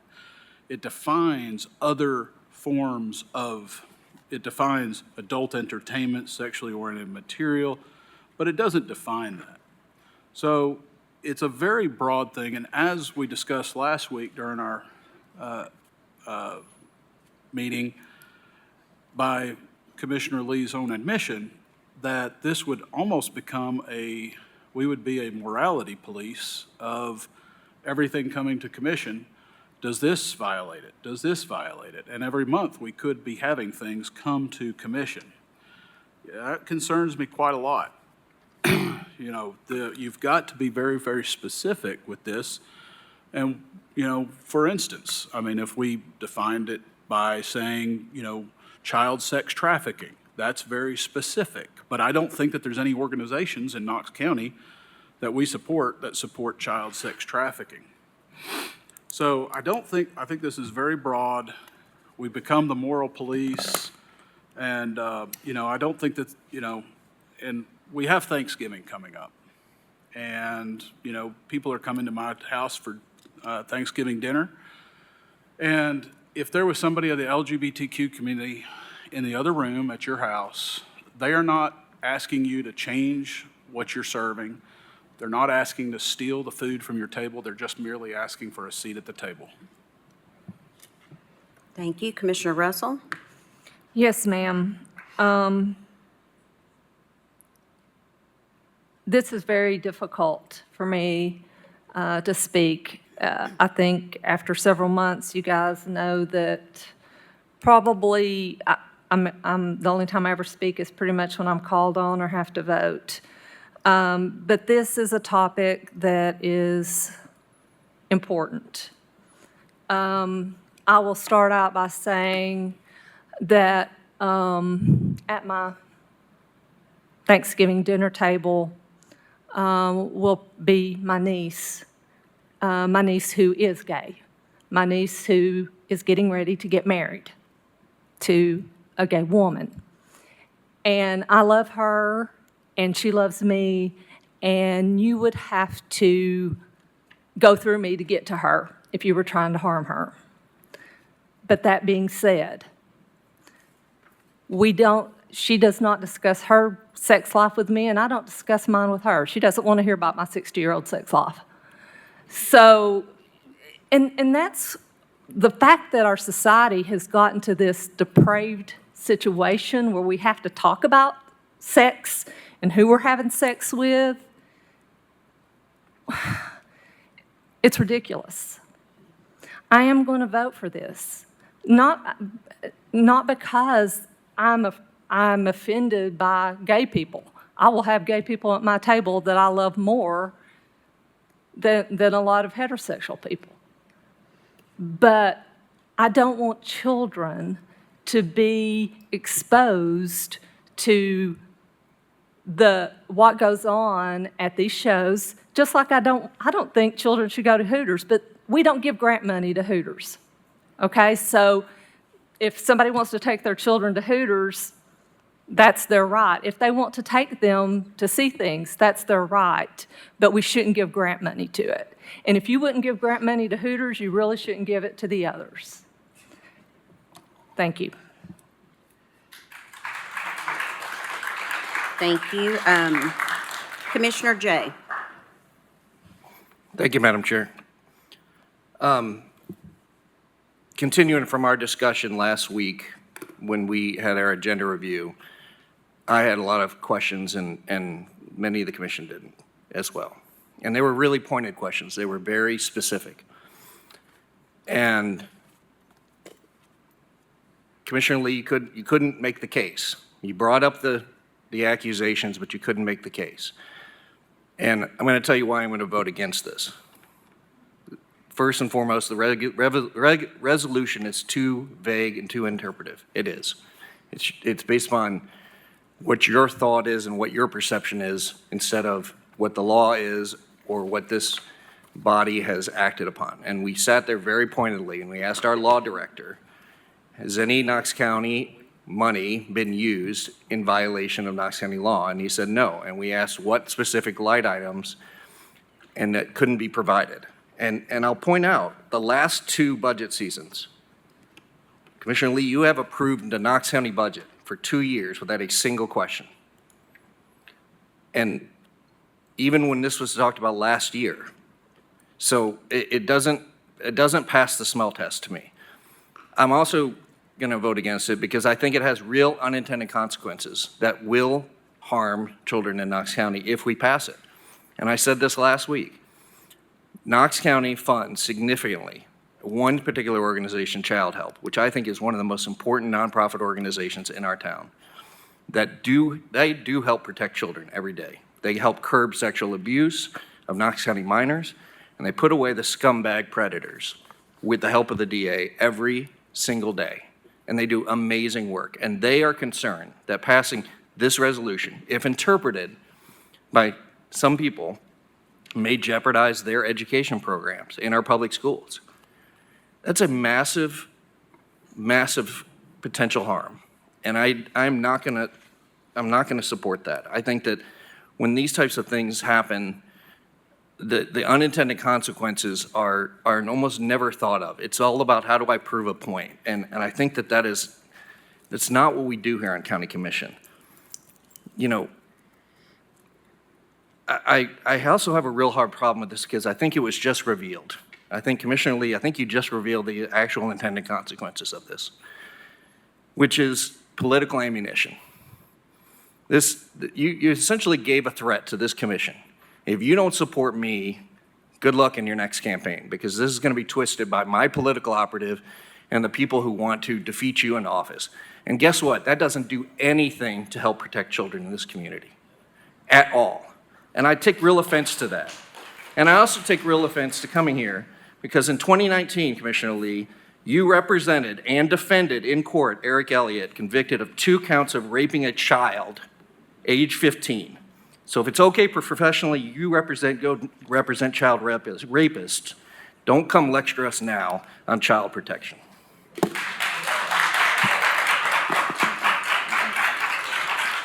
Commissioner Durrett? Thank you, Madam Chair. I've heard the word interpret be used by several people, and so that in and of itself is a reason not to support this, because it depends on whose interpretation we are following when it's left up to, as was mentioned last week, the commission to decide what is and is not appropriate. So I cannot support this resolution for several reasons. First, and actually these are the almost exact same words I said last time this came before us. This resolution reminds me of what I call freedom unless. Freedom unless means we are in support of everyone having the freedom to live their lives however they see fit, unless it goes against a particular belief system. Freedom unless you aren't with us. Freedom unless you like something we don't. Freedom unless we don't approve. 2020 was a great example of freedom unless. We had parents who did not want the government to make their children wear masks or the Board of Health to tell them where they could or could not go. As a parent, that is their decision. And I sat on commission at that time, and people were down here telling us that they didn't want government overreach. In my opinion, this is exactly that, a case of government overreach. If this resolution passes, who decides what is and is not appropriate?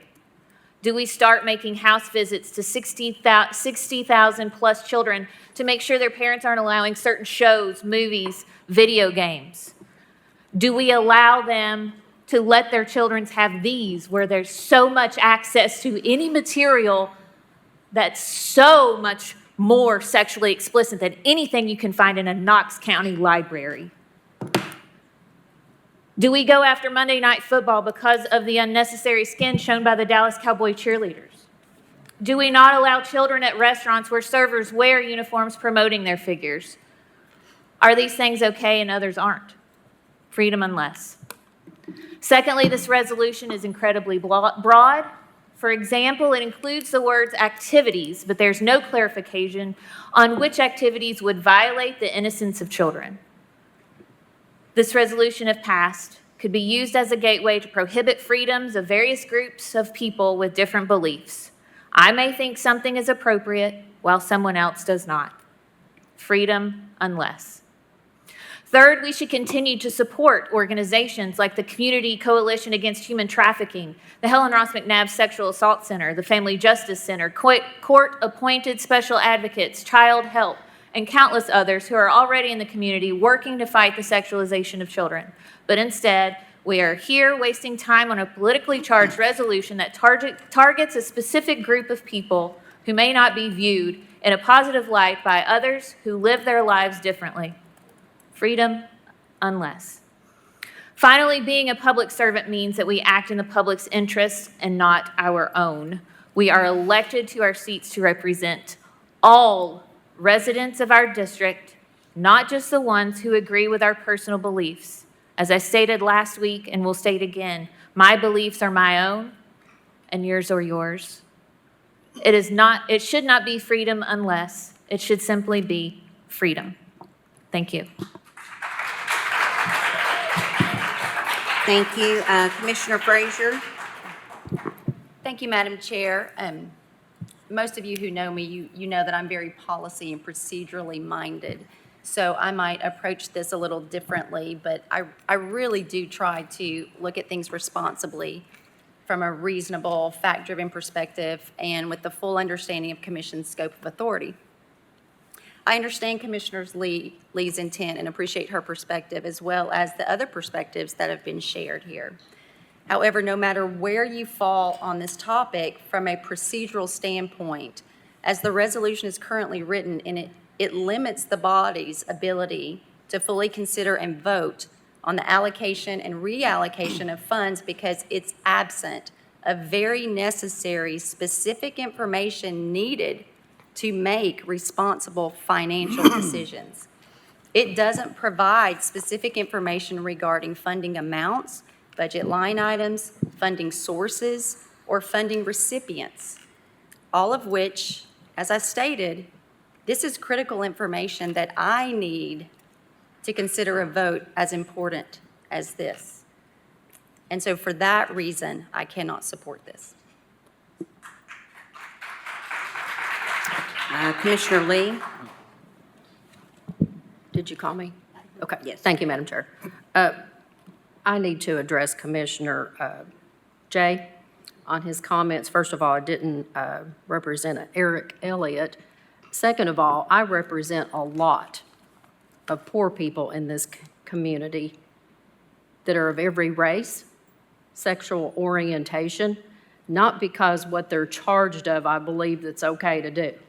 I've represented first-degree murders, gangbangers, drug offenses, rape, not because I think those should be legal, but I do believe in our Constitution, and I do believe everybody's entitled to representation, and I do believe that the government should be responsible when they charge somebody with a crime. So I don't apologize if I have represented somebody in a rape case. That was not condoning rape. That was making sure to protect their constitutional rights. And by the way, all the people that I've represented on rape cases are poor people. So if there's anybody here who has a problem with poor people being represented, then we have a problem in this county and this country. So that's all I got to say about that. Thank you. Commissioner Hill? Oh, thank you. I also cannot support this resolution because I feel like it's totally unnecessary. It's just inviting more government intervention, and in fact, it is getting down to what you believe versus what I believe, and that couldn't be have made clearer than it was tonight. The definitions that you read, you are correct. It is straight out of the obscenity law. which is already on our books. It is already a crime. And if you or anyone else believes that all of these acts are going on and county dollars are paying for them, then certainly a lawsuit should be brought, because that would not be okay. To my knowledge, that has not occurred, and if you are aware of any of these specific actions that have taken place, especially with your expertise as an attorney, two attorneys that share these feelings, then please move forward with them. I have not seen anything like that to this point.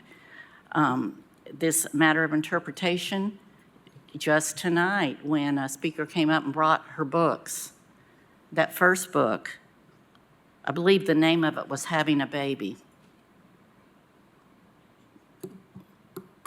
Well, it so happens the pictures they showed are exactly how you have a baby. I mean, you know, I'm certain probably taxpayer money paid for that book. So if someone wants to think that's offensive, then if you believe one way about that book and I believe another, here we are, the morality police. I'm not having any part of that.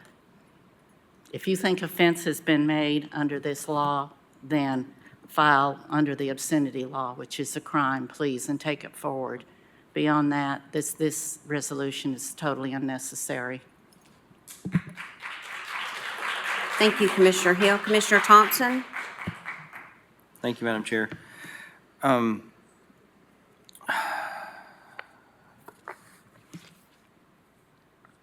First of all, I appreciate you all being here. Okay, this is obviously a hot button issue, which just goes to show that we all care about our children. I'd also, like Commissioner Frazier said, I appreciate Commissioner Lee for what you're trying to do, and I mean we do. We all care about the children of Knox County and their future generations. For me, we did a personality test several years ago, and I ended up being a guardian personality type, which means I ask a lot of questions because I want to get it right. And so for me, it's not as much emotional as it is, factual. So I have two questions, one to Director Moyers and then another one to Director Caldwell, if you don't mind. First, to Director Moyers, would any organization, either for-profit or nonprofit, who does anything described in this resolution be in violation of state law?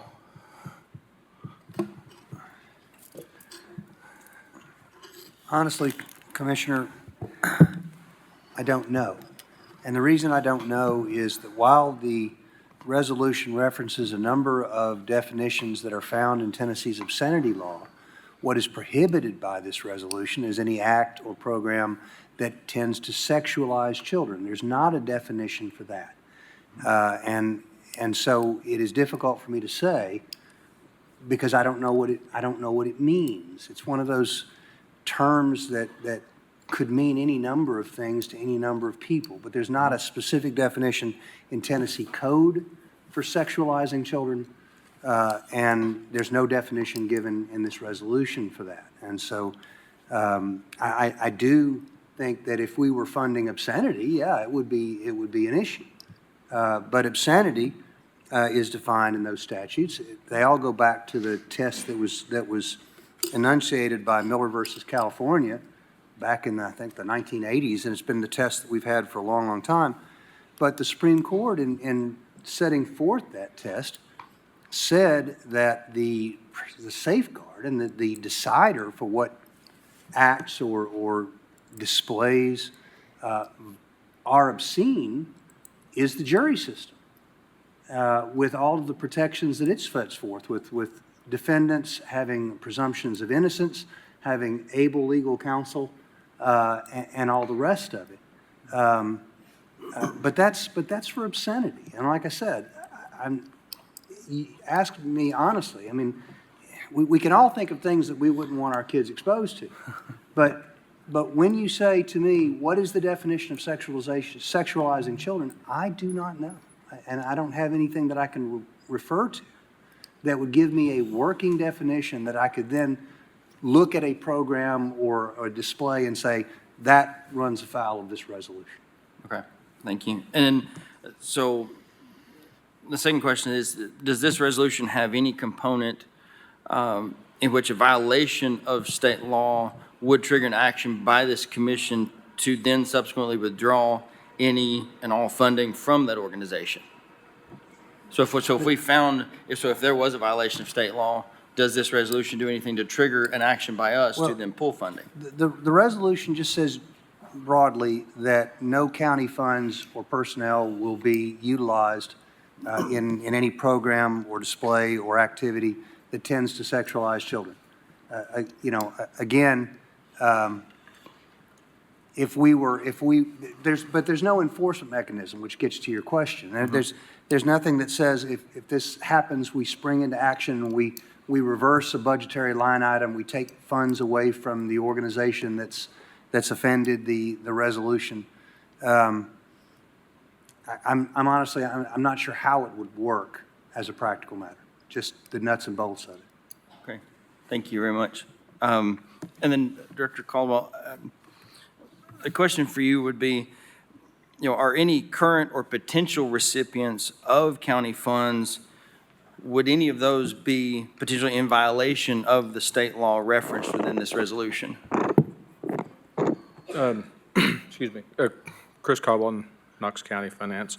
Not to my knowledge. I think ultimately what we do as well is we do what we call defined service contracts, as you all know, with every organization, where we're funding an organization for a specific program or purpose, right? And so it's restricted for that, and so they have to give us quarterly invoices and information to show how they're using those resources. We don't give funding to organizations that don't have quote-unquote strings attached. All those defined service contracts are related to a certain program that we put out for bid, that we said, you can perform this service for us, and here is the amount of funding you give. Similar to a point is with Visit Knoxville. They serve as the county's visitors and convention bureau. And so we have a contract with them that we give them 40% of motel taxes, and that goes to the direct promotion of tourism. By our Knox County code, up to 40% of what we collect must go for the direct promotion of tourism, and that's what they do. Okay, so similar to like the Tennessee Theater used to do the Mighty Musical Mondays. So we would allocate money for that particular program and cover the expense of that, correct? Correct. So, and last week, Ms. Olden corrected me. Previously to the Arts and Cultural Alliance, the Tennessee Theater got funding for seniors to attend Mighty Musical Mondays for free and for children programs at Halloween and Christmas, I believe. Now that's changed, as she mentioned last week, to school programs where they give all that funding right back to schools. And so you look at what that goes for, and, I can't tell you, what the Tennessee Theater does with all their funding. I just know with their funding, they have to turn into us what they use it for, and it's got a specific purpose. Okay, thank you very much. And I wanted that clarity because, as it happened, I misplaced my phone on Friday morning and did not receive all of the text messages and voicemails and emails until this morning. And so it was, and from both sides. And it's, for such a unifying issue as far as protecting our children, it seemed to be very divisive, and very divisive rhetoric, which, if if it were a Democrat-Republican issue, you know, and unity, and, you know, emails were going out for party unity, and unity, and this is not a political thing. I mean, I represent District 8, which is easily the most conservative and Republican district in the county. And if my counterpart, Commissioner Rawls, would allow me to include him in this statement, who represents, you know, the first district is a very heavy Democrat district in the county. But after getting to know him, we knew each other a little bit before the election, I dare say that we would agree 100% on protecting our children. That's not a debatable issue. It's not. It's not. And so, for me, I don't get the divisiveness. In reading this, I did not see it as an anti or pro anything. It was just about the children. Matthew, you know, and I've had Bible verses thrown at us, and you know, Mr. Lee came over at our agenda review and with throwing Bible verses. Well, Matthew 19:13 talks about children. Let them come. You know, theirs is the kingdom of heaven. But then you also get to the greatest commandment, and this divisiveness tonight, and going back and forth, and within the party, because when you're talking about a roll call and running for re-election, and you know there's consequences, that divisive rhetoric. You know, the greatest commandment is obviously, you know, love God with all your heart, soul, mind, and everything you have. But the second part of that is, you know, love your neighbor, and it's been interpreted a couple different ways. Love your neighbor as yourself, or do unto others have them do unto you. The other translation is love your neighbor as I have also loved you. So when we're talking about protecting our children, let's keep it focused on the children, and not the way I live my life versus the way you live your life. It's just about the children. And so I hear you. I am a conservative to my core. And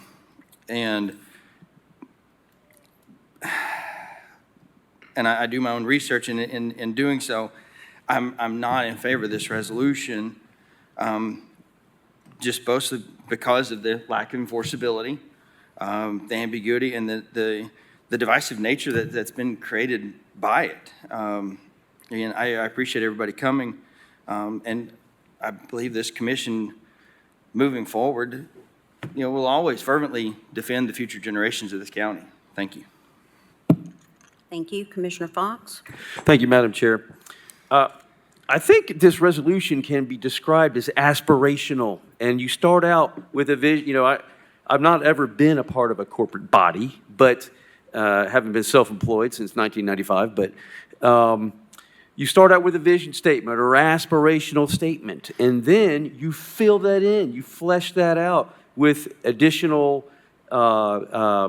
substance. But you got to start with a vision statement. And that's what this is. This is an aspirational statement. Going back to what Assistant Law Director Moyer said about what does sexualized mean. Well, as we know, the Supreme Court said, what's obscenity? Well, it's hard to define, but I know it when I see it, right? We're talking about something that is inherently difficult to define.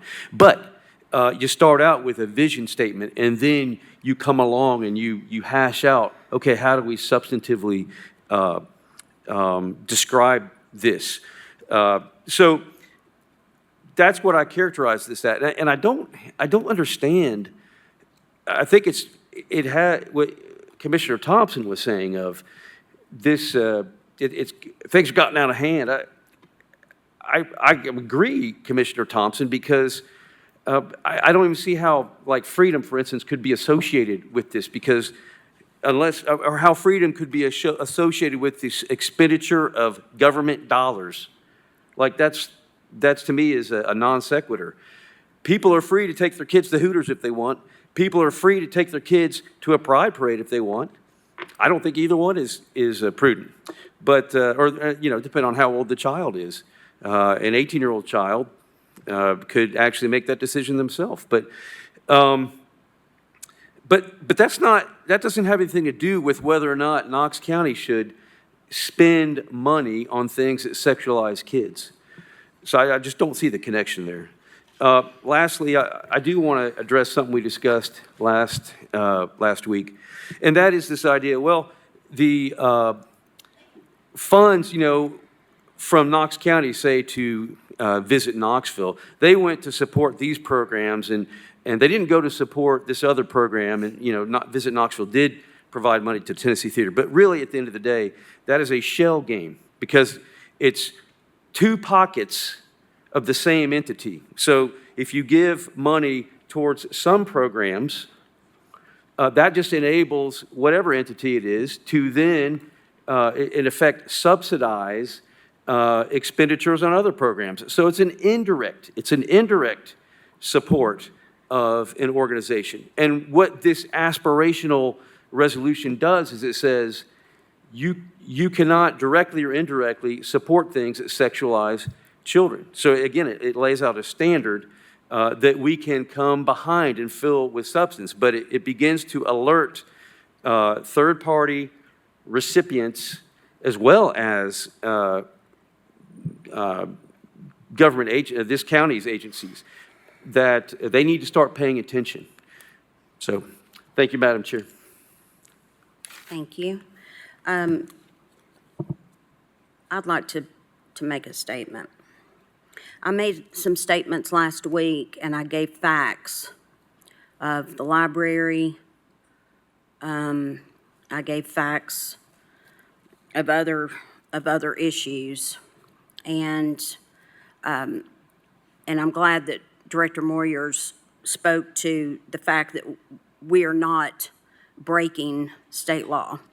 I also agree with Commissioner Hill that if someone thinks that we are, it is suited for a courtroom. The drag show that's being talked about, to Commissioner Fox's point, yes, that was actually before, the drag show the last time was actually before the Tennessee legislature took up the law. So they did not put in 18 and over. However, our county mayor called and asked them to do that. As of right now, I understand, because the drag show is now stating 18 and over. So that goes.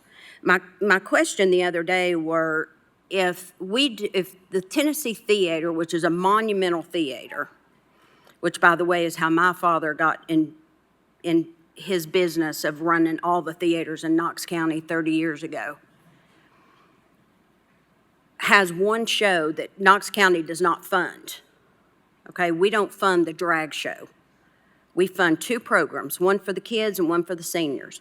The seniors in my district are taxpayers. The parents in my district are taxpayers. So are they not allowed to go under a program that the county funds because they have a show in that building? Is it the physical building that is the issue? This is broad. It was broad last time. And this really should land at budget time. And I guess my concern and my question is, Commissioner Lee,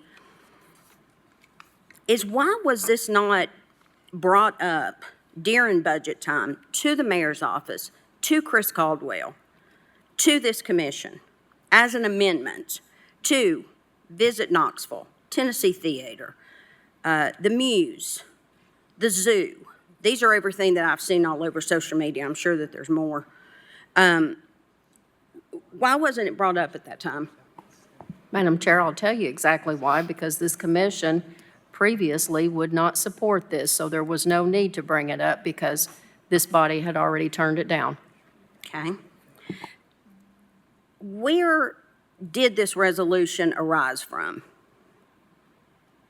Did you write this resolution? No, I did not write it. And where did the resolution I arise from? can't tell you who wrote it, but I was given it by constituents and that it had passed in other states and in Tennessee.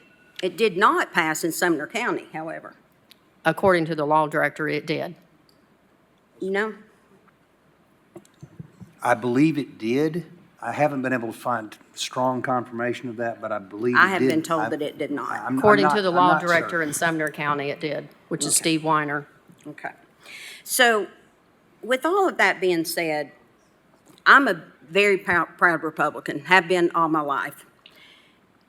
And Republicans are for less government interference, property rights,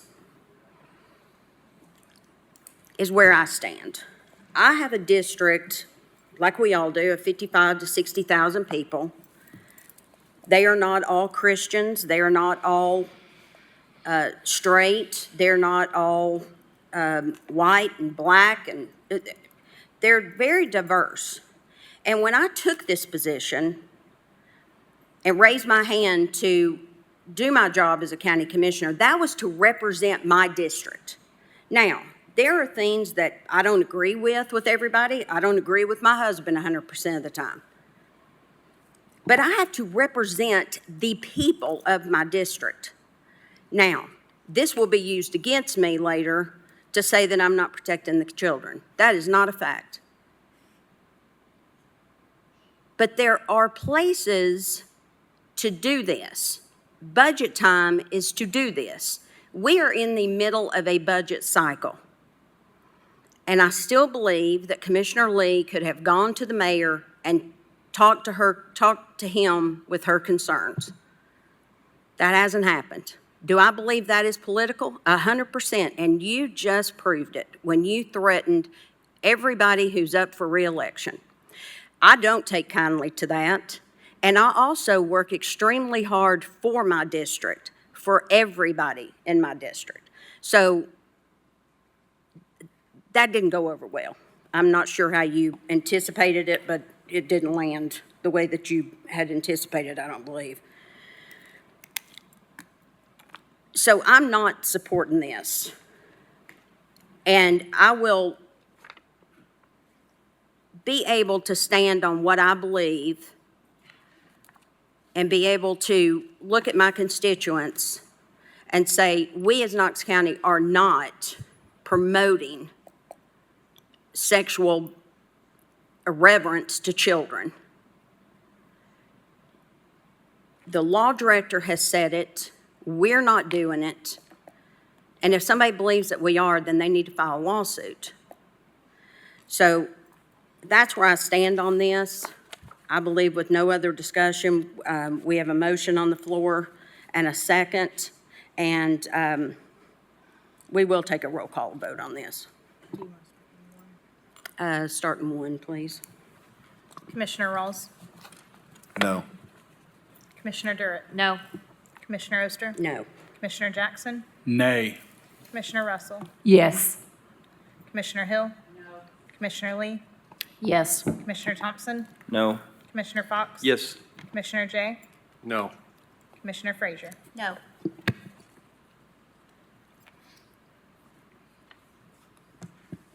The motion fails, 8-3.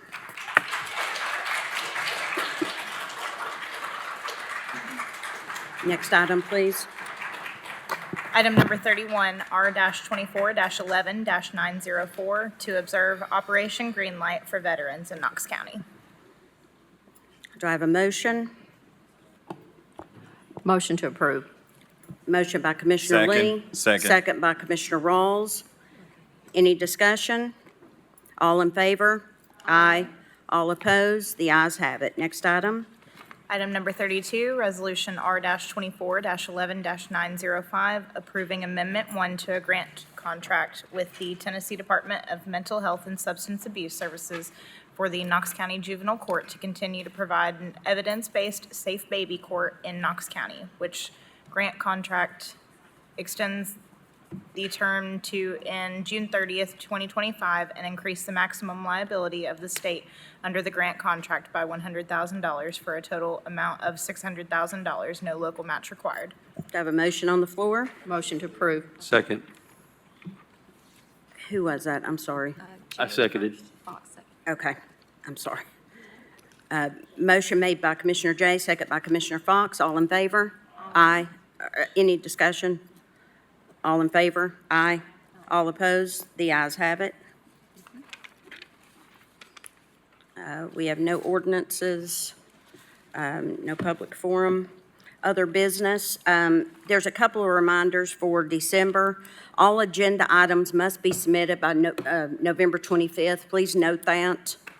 The preliminary agenda will be posted on Tuesday, November 26th. Please review the agenda before the optional review meeting. And the optional review meeting will be held on Monday, November 9th. This meeting's our fact-finding opportunity, or December 9th.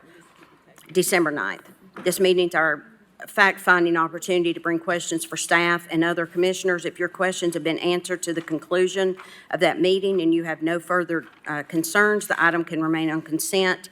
However, if you have concerns and want to discuss item more thoroughly, you can pull the item from consent by noon on Wednesday, December 11th.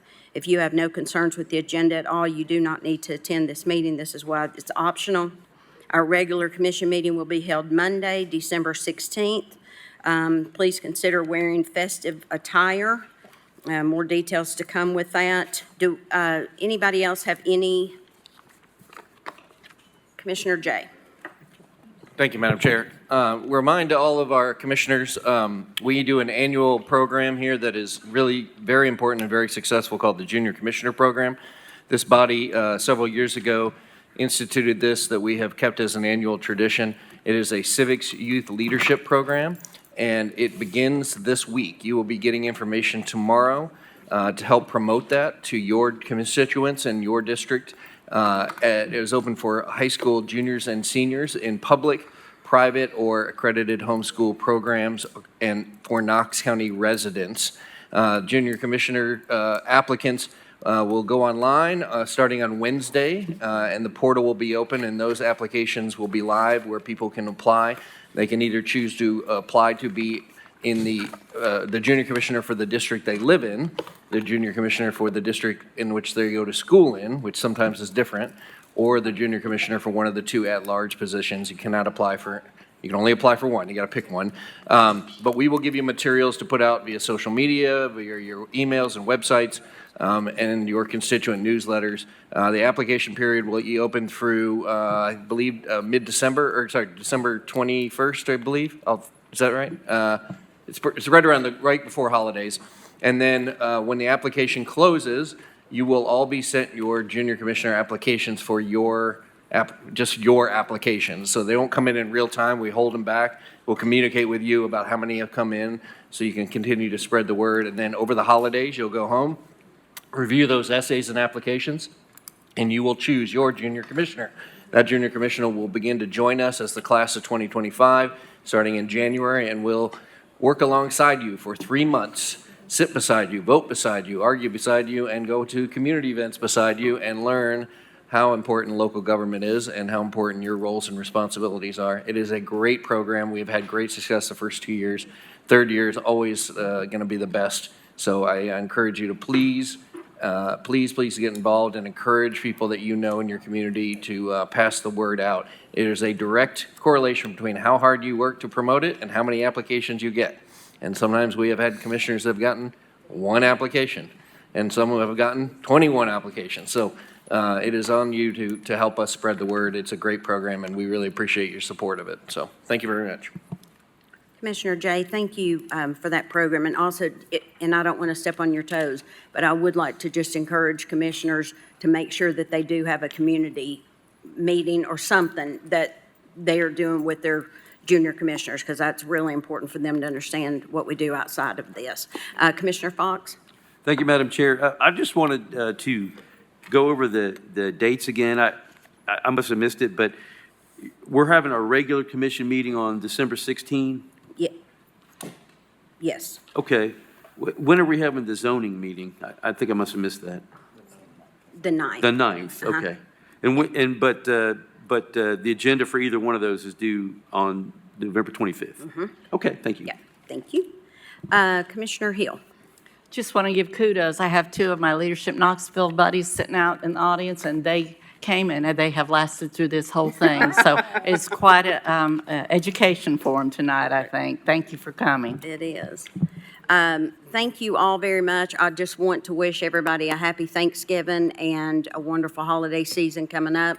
And I look forward to seeing you guys again. If we have no further business before Knox County Commission, this meeting is adjourned.